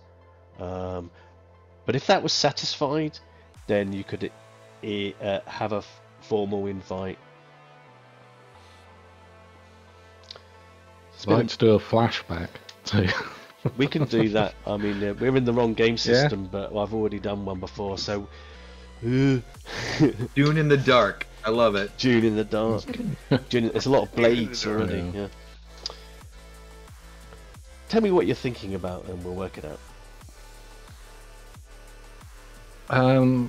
Well, I can't say I've 100% grasped the Mentat plan. Which is going to try and scare both houses, right? So that they... Scare them very slick. Which means we need to talk to them individually. Yes. Which means I need to have cleared this with House... bloody hell. Abstentia. Yeah, in abstentia. advance to talk to two major houses. But we did have this problem a long time ago, so it's not outside the realm that I would have... I think the last time we were only talking to an artist. Whom But off screen. Whom, yeah. You know, I mean, you talked to a scion of a minor house, and that was part of a an imperially mandated process, and also was on the down low because you were being you weren't doing that in an official sort of capacity, so hence you wouldn't Like a have needed broadcast, that. yeah. Somebody didn't want it to be down low. You know who I'm missing very much right now? Somebody who could get a message out subtly through networks that are unofficial. Our old friend Victor. I don't miss our old friend Victor at all. Now, I would just like to sow a seed of just a strand of what is hopefully not a complication, but I've got balloons going. Oh, this is a celebratory, apparently. Yes. Blooming gesture controls and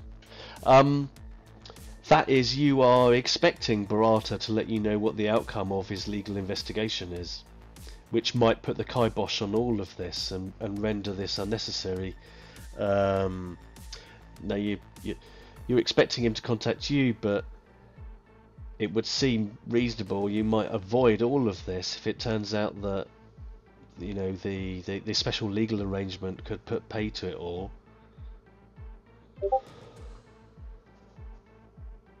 Yeah, let's go try and hurry up your dozy librarian friend. Yeah. And then, if that fails, maybe we can find some members of their house that are in places where they shouldn't be and spread some rumours clandestinely. Okay, so we could... Okay. Yeah. How do you like them apples, Mentat Corrado? Those apples are delicious.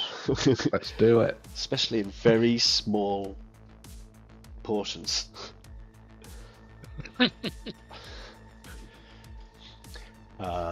Okay, so Alright. have a scene in the You wanna archives jump then. We're going to see... Yeah, see Takizawa. Do you want Barata or What's the seating arrangements like? more formal? You drag in the beanbag from Veritas. Yeah, I feel like if I keep this beanbag bit up, I might get banned from the game. Yeah, absolutely. I'm happy with any seat as long as he's got one. Throws the beanbag in, plops down on it, announces everybody's entrance. Yeah, go on then. Okay, so So who? Arata Ukavu. yeah, now you can go and find him in the archive. He pretty much exists there. Oh yeah, the legal advisor. I got it. Yeah. I was thinking we've seen the scholar for some reason. Well, you could bring him in if you wanted. We'll see how Barata's getting on, and if he's being rubbish, we'll demand to speak to the manager and drag Takizawa in. Excellent. Yeah, we can do that. Okay, so you head over and down in one of the lifts, you know, with the whatever the insert lift music here. Discreet lighting, you know, as you sort of like head down, and you know the light sort of like indicates the levels. I'm not sure yet how many levels there are in House Obscura, so we can always put some more in. But down in the basement, there's the archives, and you head over with your sort of light drones following at a comfortable sort of light distance, and you find him in the identical situation that he was in sort of like before, buried under paperwork.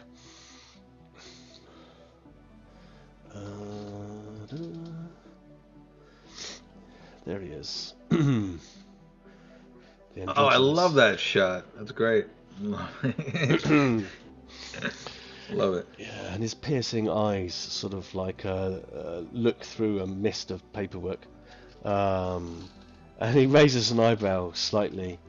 2 visits in 1 day.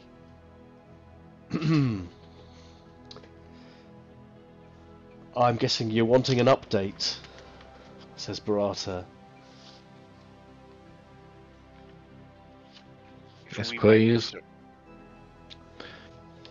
The issue is becoming more urgent. I expected as much. Well, I have used some discreet back channels amongst legal contacts.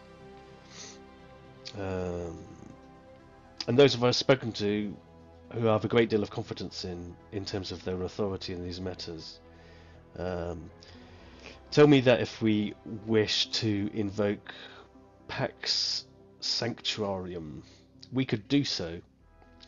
That whilst the Imperial Court has as of yet to undertake such a ruling of Canley, there is significant precedence for it. Of course, and I have all of the documentation ready for such an eventuality. It simply needs the seal of the Contessa.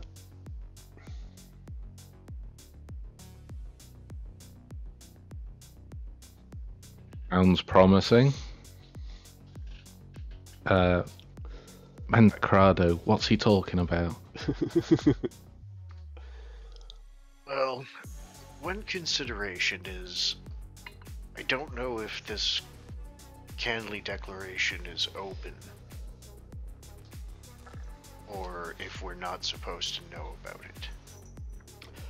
Oh, I've done the homework of that. It is openly declared. Very well then. All we need to do is convince the Contessa that this is a good legal strategy to ensure the safety of our guests. Now, can you see any potential pitfalls to trying to have this Canley exclusion through? Barata's eyes dart around, and he's just double checking whether you're asking him that or Blake that. And when he realizes it's him, he says, I'm a legal advisor. I can certainly advise you on the legal veracity, and I can assure you that this pact would go through. As to whether or not it's a politically tactical and expedient decision is outside of my purview. That's the spy masters and the Contessa's decision to make. The Contessa's ultimately.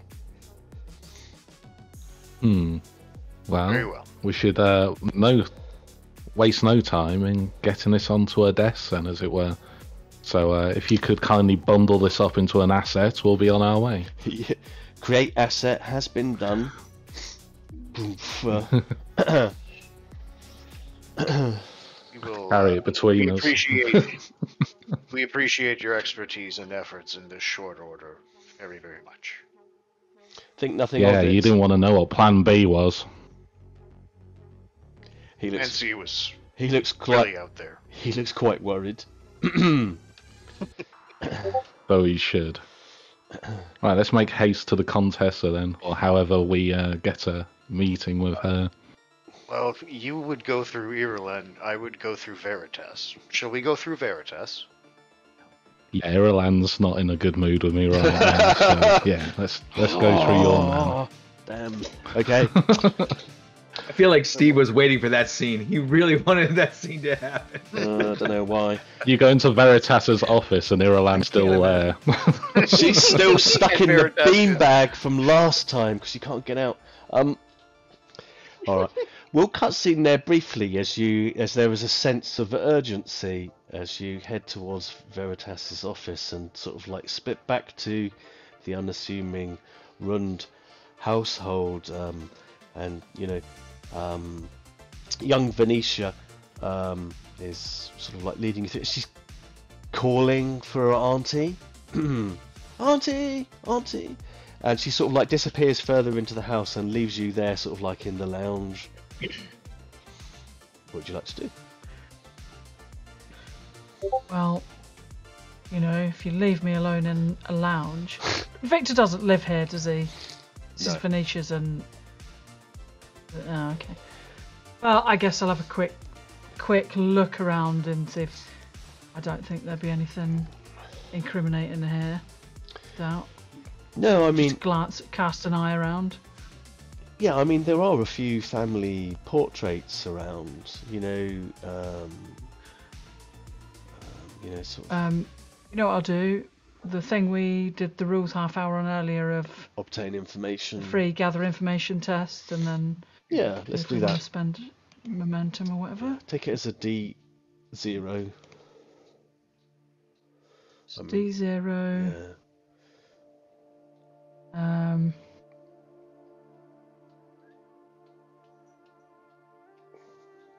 I And that would be guess. would that be an Understand. understand to try to like look around? Yeah. Understand skill and Yeah. then whatever Drive. agility, drive you want. Rather.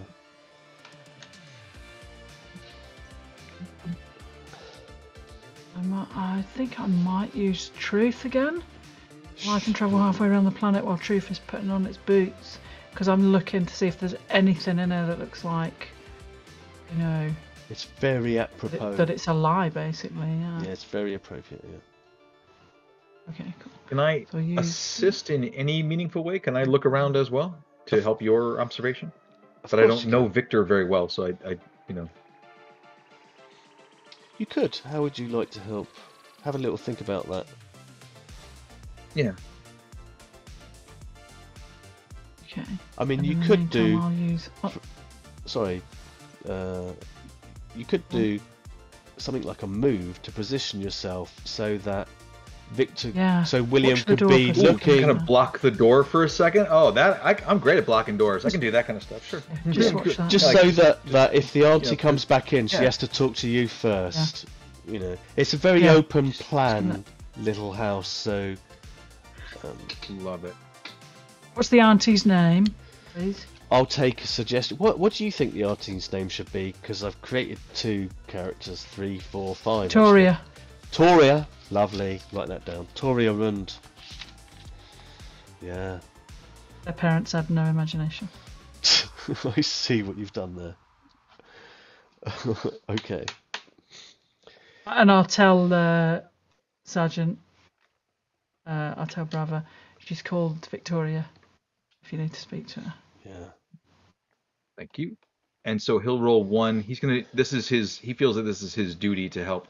So it's move with duty. the least I can do. Yeah. Move with duty. Any focus? 1d20 on top of yours. I have a focus of swift. Yeah. I don't know if that's going to apply No, here. it's perfect. So you can quickly get yourself into a position where Okay, great. you can be in the right spot. I like it. Okay, give me a second because I haven't rolled it yet. Take your You time. can only Take help your time. if I'll I- let you roll Yeah. first, and then I'll bump if I up do if it. I So can. I do understand. Yeah. I'm doing truth. I have a focus in observe. Can I use that? Yes. Met. 2 dice. Is it a focus? Yes. I'm not too worried because it's a freebie in it, so I'm not gonna like. It's a D0, so Yeah, that's what I mean. So I'm not gonna like spaff all our as long as momentum. we don't get You've got 6 complications, we should be fine. Got to help. Yeah. 1 success. 1, okay. Yeah. Okay. That's nice.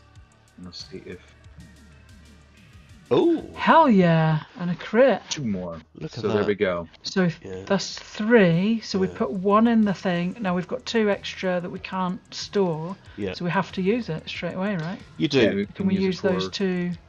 You can use to- those two to no. obtain further, or to do something creative, in terms of a scene trait, maybe, or in terms of an asset. But I'll give you. Well, this is like obtain information first to It like is. the test to look at the ring, isn't it? Yeah. So let me give you the first freebie because you were successful there, sort of like between you and Right. Sergeant Marlo. You just sort of like do an instant tactical assessment of the place and put yourself in the prime spot to intercept if necessary. But you can hear, little Venetia talking to Aunt Toria in what you take to be the kitchen jug from the smell coming from there. And she's very excited, saying, "Uncle William's here," bouncing up and down. Whilst you're doing that, William, you're scoping out the place. You see on the mantles some quaint looking but very clean family portraits, and there's the typical sort of the Rund family, and you start to recognize you start to recognize Victor in some of them, in sort of like gatherings and celebrations and so forth, and then you do see an image which looks like a falling out parade. So a sort of celebration that a military unit would have, recognizing, basic training being complete.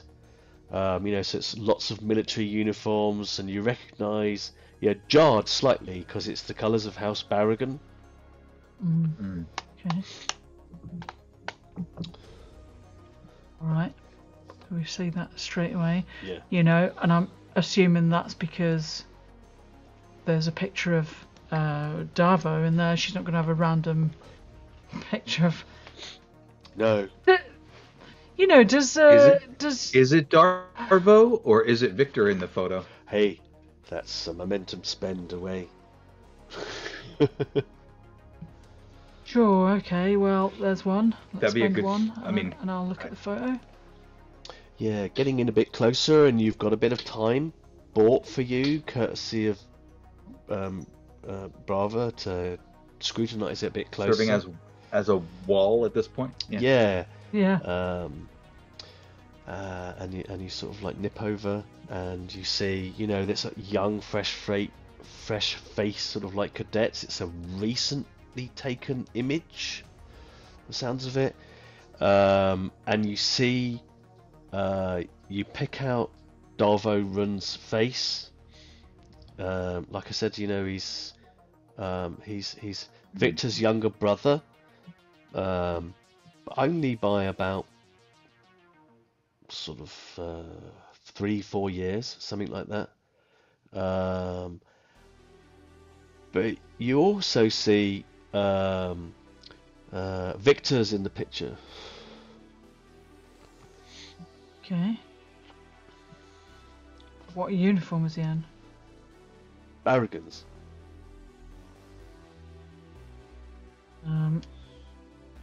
Bum, bum, bum. Okay. Is there anyone else in that picture that I recognise? That looks like your second momentum. If it's for the other momentum, that's fine. Yeah. I'll do that. I mean, I'll do that if there is somebody there. If there is somebody there, I think it's a great question. About 2 rows behind them both stands Helena Calamar in full military uniform. It's not really surprising, is it? She's in there. She Team would be anyway. there, yeah. I mean, there's some other faces, but it does kind of like leap out to you because you saw it recently, sort of like looking sleepy on a divan.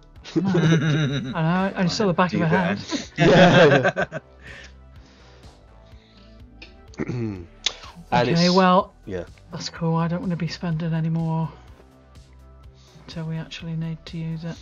And then you realise that Brava is having awkward small talk with Auntie Toria, and you can position yourself, you know, maybe a little discreetly away, so you're not found there peering at all the photographs. Well, I mean, I know her. Do I? Yeah, yeah, you know I've her. just seen her a handful of times. I know her. Yeah, you know her. Yeah. And she knows that Victor works on our side. Yes. Yeah. Absolutely. So I'm not really that concerned about her seeing me see this picture. In fact, what I might do is just have the picture in my hand. Okay, that's fine. Oh, love it. You know, and you know, she's very politely asking Sergeant Marla what he's doing in her lounge. And nice to meet you. And then she clocks that you're there, William, because you're harder to see, even in plain sight. Behind the yeah. Yeah, and she says, "Oh," she says, "Excuse me" to you, as little Venetia is sort of like dancing around the lounge now, really spinning, and she comes over to you, William, and she clocks you holding on to the new photo of the passing out parade that you've got? Well, it must be, like you said, if I know her and I know these people and I've been here before. Oh, I've never been here before, you said.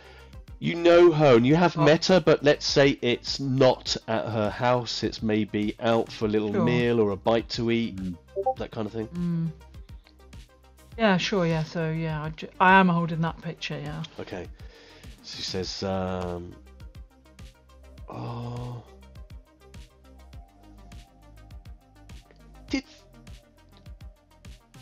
She looks over at Venetia. Did she call you? She did, yeah. She's worried about Victor and Davo. She glances over at Brava and says, I wonder, Sergeant, is it? Could you entertain Venetia just for a moment whilst we talk? Is that okay? I don't really do babysitting. Please. Fine, Bravo. She likes soldiers and stuff. Yeah. If Venetia. William asks, no problem. I'll go out the room, but I don't take orders Venetia. from civilians. So yeah, no problem. Show my friend here that new game you've been playing. Oh yes, brilliant! It's a war game. Yeah, you'll like it, Bravo. Yeah. Now playing Magic the Gathering. Bravo in a will June edition. Exactly. Yeah. I love it. Pac-Man. Right. And that just gives a little. Was it Thumper? What was it called? Yeah. Yeah, could be. No consoles allowed in the Dune universe. Right. Absolutely. Play yeah. Scrabble. You have to play Yeah. pen and paper games only. Yeah, actually. Yeah, she sort of just takes you slightly to one side, and she looks over and comforts herself that Venetia is distracted. You know, and she says to you, William, "What's this about? Like if I can't guess." Okay, so you can guess. I can guess, yeah. I'd rather hear it from you straight. You tell me then. Well, you tell me then. But no one's telling me anything. Least of all Victor, really. Yeah, of course. And I don't know what to tell Venetia about what's happening to her brother, and I know that Darva and Victor don't agree with it. Him going in and being trained under Barrigan, but where else is he going to go if he wants to go and get his military service? We haven't got the funds to send him anywhere else off-world. He has to train. Why did he not just come to our house? Well, that's what I don't understand. I don't understand what's going on between them. Darvo and Victor is crazy, and we've just been fighting about it, and I haven't. He didn't come yesterday. I imagined it's because we had an argument about it previously.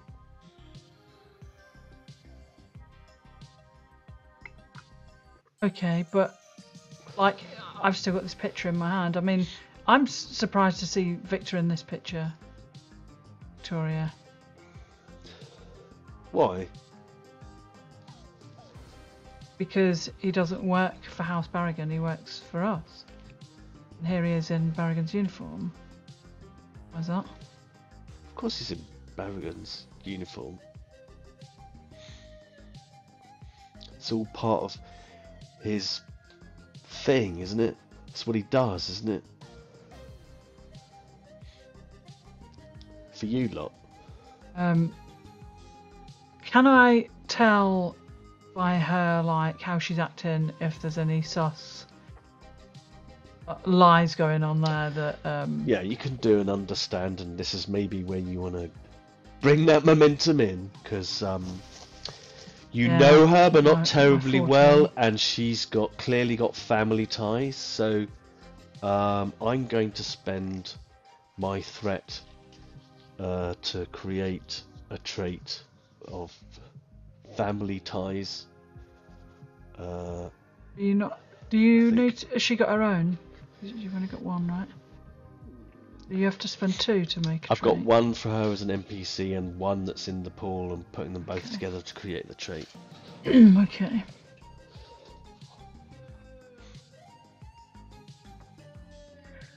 Okay.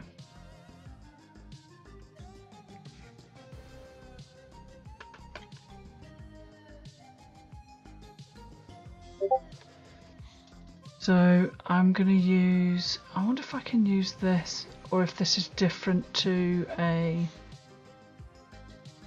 this is a talent. I'll pop it in, let's have a little look. It's this one. It's per scene. Oh. I can make out that I know more than I do about what's going on.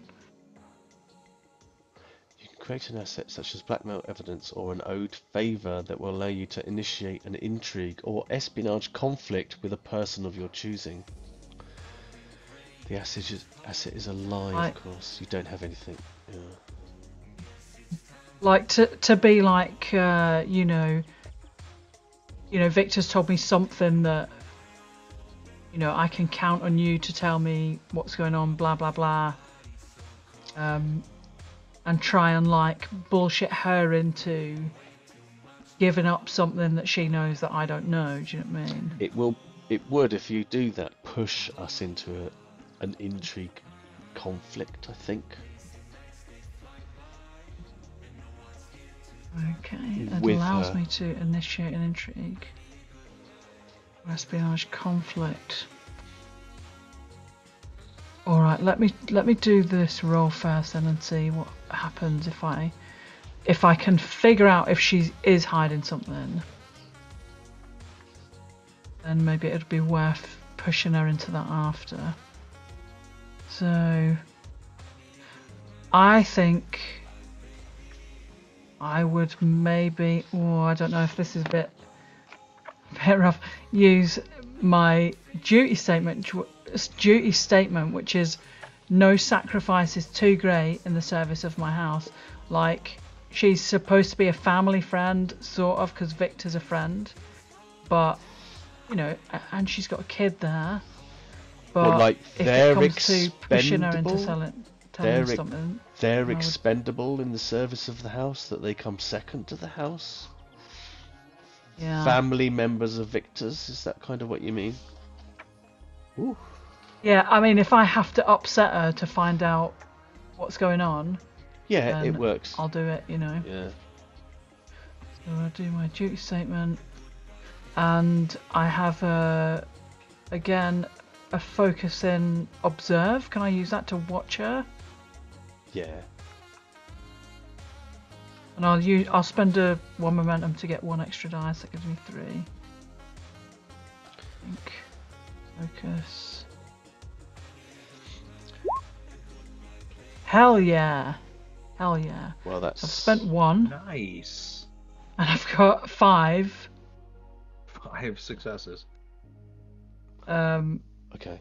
But is this like an opposed thing, or I'm just seeing if I can... Does she have to do a roll to balance out? No, I'm not doing it as a... I'm not going to do it as an opposed, because that's more of a conflict kind of thing. Okay. But so this was a D3. The family ties made it a bit more difficult. Pushed it from a D2 to a D3. I should have asked you that. That's all right. I mean, you nailed it with 5. So I got the 2. So I got the 2 momentum back. The one that Yeah. I spent. I've got 1 more, which I can use yeah. to obtain information if I can't think of anything else. So you were trying to ascertain What about- from her what exactly? Yeah, if she's covering up, if she's lying, if she's telling lies, if she knows more than she is letting on about everything, All right, cool. about what Victor's doing, and And then, did you want to say something, Bravo? Just like out of, not as Brava, but just like sort of out of game.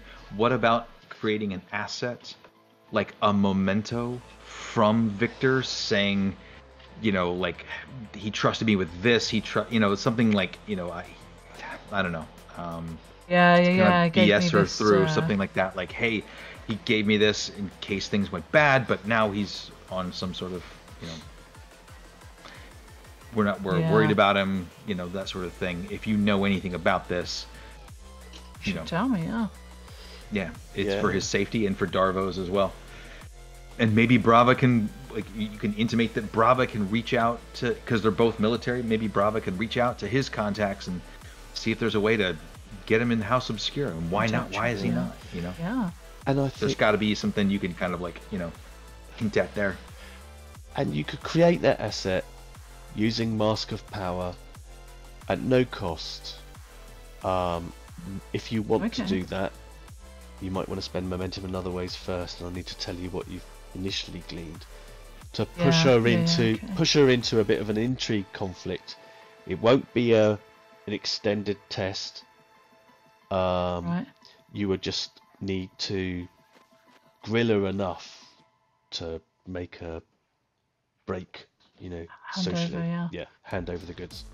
Okay. But initial understanding of is that with 5 that level of successes, she's got the same kind of bullshit eating grin that Victor has when he's lying. Yeah, okay. It's a family So trait. then I will totally. I've just created a family trait for a bullshit grin. Bullshit grin. Family grin. Yeah. Okay, so then. So, I mean, I can't pull this extra momentum anyway, so I kind of need to get rid of that and spend it this extra. May as well use it. Yeah, use it or lose it, kind of thing. So what else can I learn from this room, this situation? Is there a particular point that I caught her lying about in particular, or, you know, what else can that extra momentum buy me out of this conversation first. So it's for you to determine the question that you want to ask using that momentum spend to use the one that's otherwise you can't really use, and then you could leverage your asset thing to really go in a bit further. But to help you out, you know, because you're using observe, I might suggest you want to ask a question about like what emotionally does she seem troubled with when I asked her that question, Right. or what was the emotion, you know, Oh, okay. or was there something that her eyes went to that she focused on, something like that, you know, something that you could pick up on. Or have you ever seen this woman in the house before? Did Victor ever mention her, this Helena? You could. Oh, yeah, I could ask her that. All right, I'll spend the momentum to ask you. A lot of good questions, I know. I'm sorry. Pick one, yeah. I'll spend the momentum to know. ask you what was she focusing on? What was she looking at? Yeah, I mean, she noticed you were holding the photograph, and you know, you caught her eyes focusing uncomfortably when you said, you know, he's in the uniform, and she looked at him. But then her eyes drifted up a couple of levels to Helena Calamar, and it was you know, so she looked at the Helena Calamar, the spy master, in that rank and that lineup. And that's when the bullshitting grin came in. Yeah, okay, so she knows that. Okay, then I'll use the Mask of Power. Nice. To you know, explain to her that we've got some kind of, you know, evidence that puts Helena in here, in this house, like not just in Victor's house if she recognises her, because I know Victor doesn't live there. You know, we've found, you know, I've got a recording or whatever. You know, Victor's always planting wires on things. You know, I found a wire on myself the other day that Victor had planted. I wouldn't be surprised if. Yeah, you could say that you've got you've got a wire recording from one that Victor was using. You know, he was wearing a wire when he met with her in your house, something like that. When we left Veritas's office, did we take our stuff that we were going to study? Have I still got that wire on me? If you wanted to have it with you, you could do, yeah. Yeah, I've got it, and I say, look, this is. Do you know what this is? Her eyes go down to it. Yeah. No. She says, what? What is it? Well, this is a wire that was planted on Victor. And that's brilliant, because that will push into a conflict. But I want a cutscene there. Okay. And if you don't mind, because you can see that beads of sweat. Oh yeah. And we cut back over to our fellows in House Obscura. Now, I believe the last we saw you were picking up the pace and heading to Veritas's office. Veritas, yes. Yeah, so you head back in. His doors are always open, except for when he has to close them to stop people running away with his beanbags. But the doors are open. And he is alone. Irulan is not there. So that's, I suppose, a bonus. And he's got a smile on his face as he sees you both approaching. Announces all very quickly and sit in a beanbag. Yeah, he forgives you that, because he knows it's always do announcements, slightly irritating complication you're developing. 3 times. Right. What? You look like you have news, Tiran. believe we have a legal method to prevent any issues from House Tiran or House. Dear. Yes, the squabbling houses. Yes. Yes, the squabbling houses. Dralin and Roshan, yeah. Well, that Olin is and Roche. that is very pleasing from a legal point of view. If we wish to prevent them from doing anything embarrassing. Yes, Advisor Arata has provided us with the documentation and the writs. They would need to be approved by the Contessa. You know, and he eyes this massive package of documents that you've got, legal documents. I'm not the Contessa. I'm pleased to see you've come with me for clearance beforehand, or you wish to consult on whether this is expedient. I would like both your opinion on the suitability of the recommendation, and if it meets your liking, then your approval to take it to the Contessa.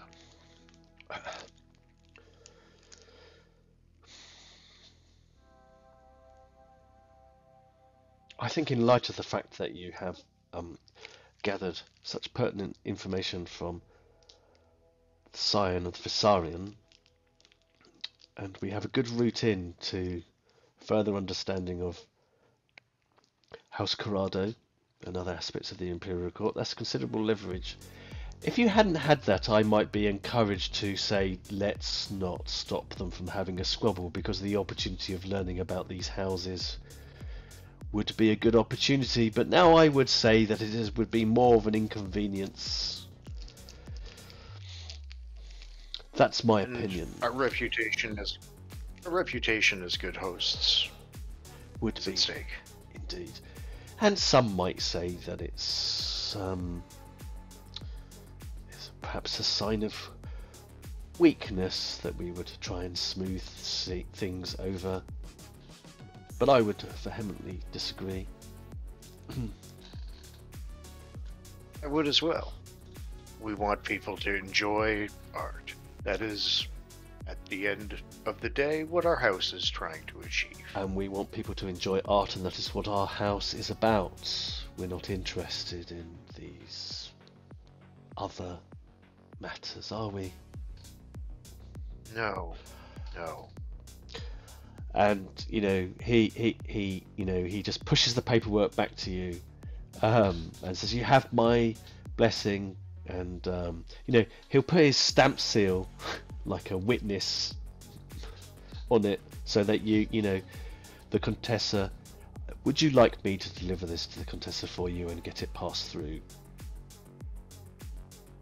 That might be the most efficient way to go about this.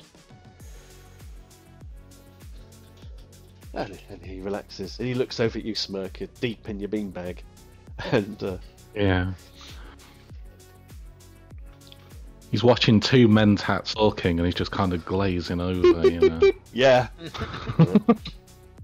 I wonder if there's anything in this situation you want to be doing, or are you just sort of letting this logical discussion wash over you? I think He's in the so. beanbag. I think that's what he's. Yeah, he's got the upper hand already. He's already won because he's in the beanbag, so that's fine. And I don't think there's any merit in him trying to take credit for this, because he didn't really do any work for this. So. He's got his plan B already. Really, Marlo came up with this one. I feel like I should mention that to Veritas. He says. He gets Nah. Well, he won't mind. Yeah. Veritas side eyes you, sort of like Blake, and we'll just say as he ends this. Oh, I know. You can tap the clock hanging around his neck and say, "This is time sensitive, so speed would be appreciated." Well, then I shall expedite the matter for you. I wear this clock so people know what time it is. Even though it doesn't work. It's a symbolic clock. Hmm. He but he looks over you and he says, I gather, you know, I am not as House Spy Master inclined to pass comments on the relationships between members of staff and their noble overseer, so to speak. But it does seem to me that your relationship with Ambassador Irulan is difficult, Blake. Well, I would have to point out that that's none of your damn business. Well, like I said, I'm not one to pass comment. I simply want to extend the hand of support to you if you need a lift out of your beanbag. I always appreciate a hand out of the beanbag. He gives you a hand up, you know. And if you need support in any other matter, he says, you have it from me. You've impressed me.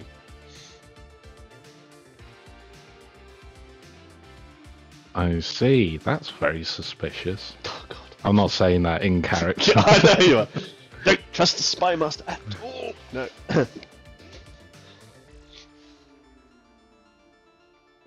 Well, Appreciated.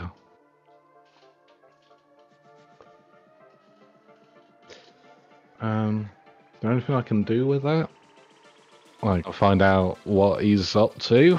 The you could, because sneaky little git. he is layers within layers within layers, isn't he? That's kind of like his job, and he does sort of like create an environment and play one person off another. So if you would like to do an understand.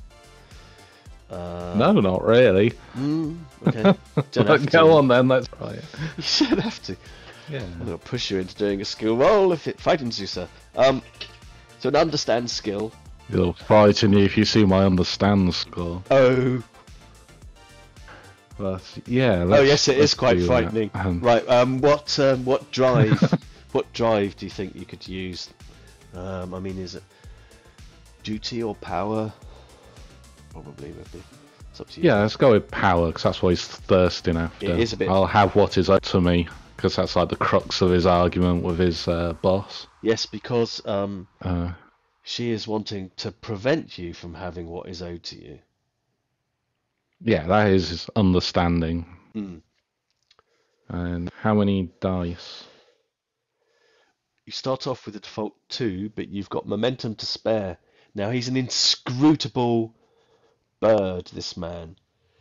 Hard to read, mentat, cunning all day long. This will be D3, so you want 3 successes. I'll pull upon my trait of being savvy. To lower the difficulty rating. Maybe. I'm not 100% sure what savvy means. I should look. Well, really savvy, look that up. as in knowing how That's to ironic. read people and... Yeah, that's ironic. Yes. I think you can leverage that, yeah. That personal trait could apply. You could here. also, if you want to really have some fun, you could also spend 1 point of momentum for another die, and then spend 2 threat to get the second. You don't have to spend only out of, or you could say, hey, I want to spend the first die and give you a point of threat for 1 die, and then spend 2 momentum for the second die, and not burn through the whole pool. But it's there to spend. It's there to, you know. I'm set up You're to feeling- fail as it is. But, I'll spend a momentum, All right. I think. That So gives you- gotta- is the we have difficulty to down spare, to 2 that's what it's now? for. Yes. So it gives you 3 dice. The last question is, Yeah. you have an applicable Okay. focus. Yes, because then you get more of a chance to crit. Focus, yes. Mamma mia. I learned nothing. That's fine. Wow. Okay. Yeah, I mean... Yeah, he's layers within layers. He, you know, he probably has a drive statement on the lines of, truth is merely the output of a web of lies and deceit, or something cryptic like that. And he's so used to spinning tales and playing one person off each other, and he's this dry sense of humour, and very self-effacing. You can't read him. He's always got that little smile on his face, but he has it on in every situation. You don't know what it means because you don't read him well enough. I just looked up Veritas's truth statement, and it's very much in line with what you were predicting. Thought so. Yes, Smurk will have no choice but to take him at his word at this point then, and just I appreciate that. Maybe we can speak on this further when there's more time. Taps the clock. Absolutely. And he sets about calling a member of his team, and handing them the documentation that he provided, and ordering them forthwith to deliver it to the Contessa's private chambers for her immediate attention. Aside, do I get an advancement point for failing? There is a fail there. Yeah. It just says difficulty of 3 or higher. There you are then. You've got it. Yippee! Whee! Never so pleased to fail. And I'm just aware we are right on the brink of a potential intrigue conflict with Brava and William. We seem to have a potential uneasy alliance between House Envoy and Spy Master Veritas. You seem to be on the cusp of being able to avoid an embarrassing Can Lee situation, provided that the Contessa signs off and agrees with Veritas. So I think we'll find out how all of this bears fruit in our next episode. Ooh.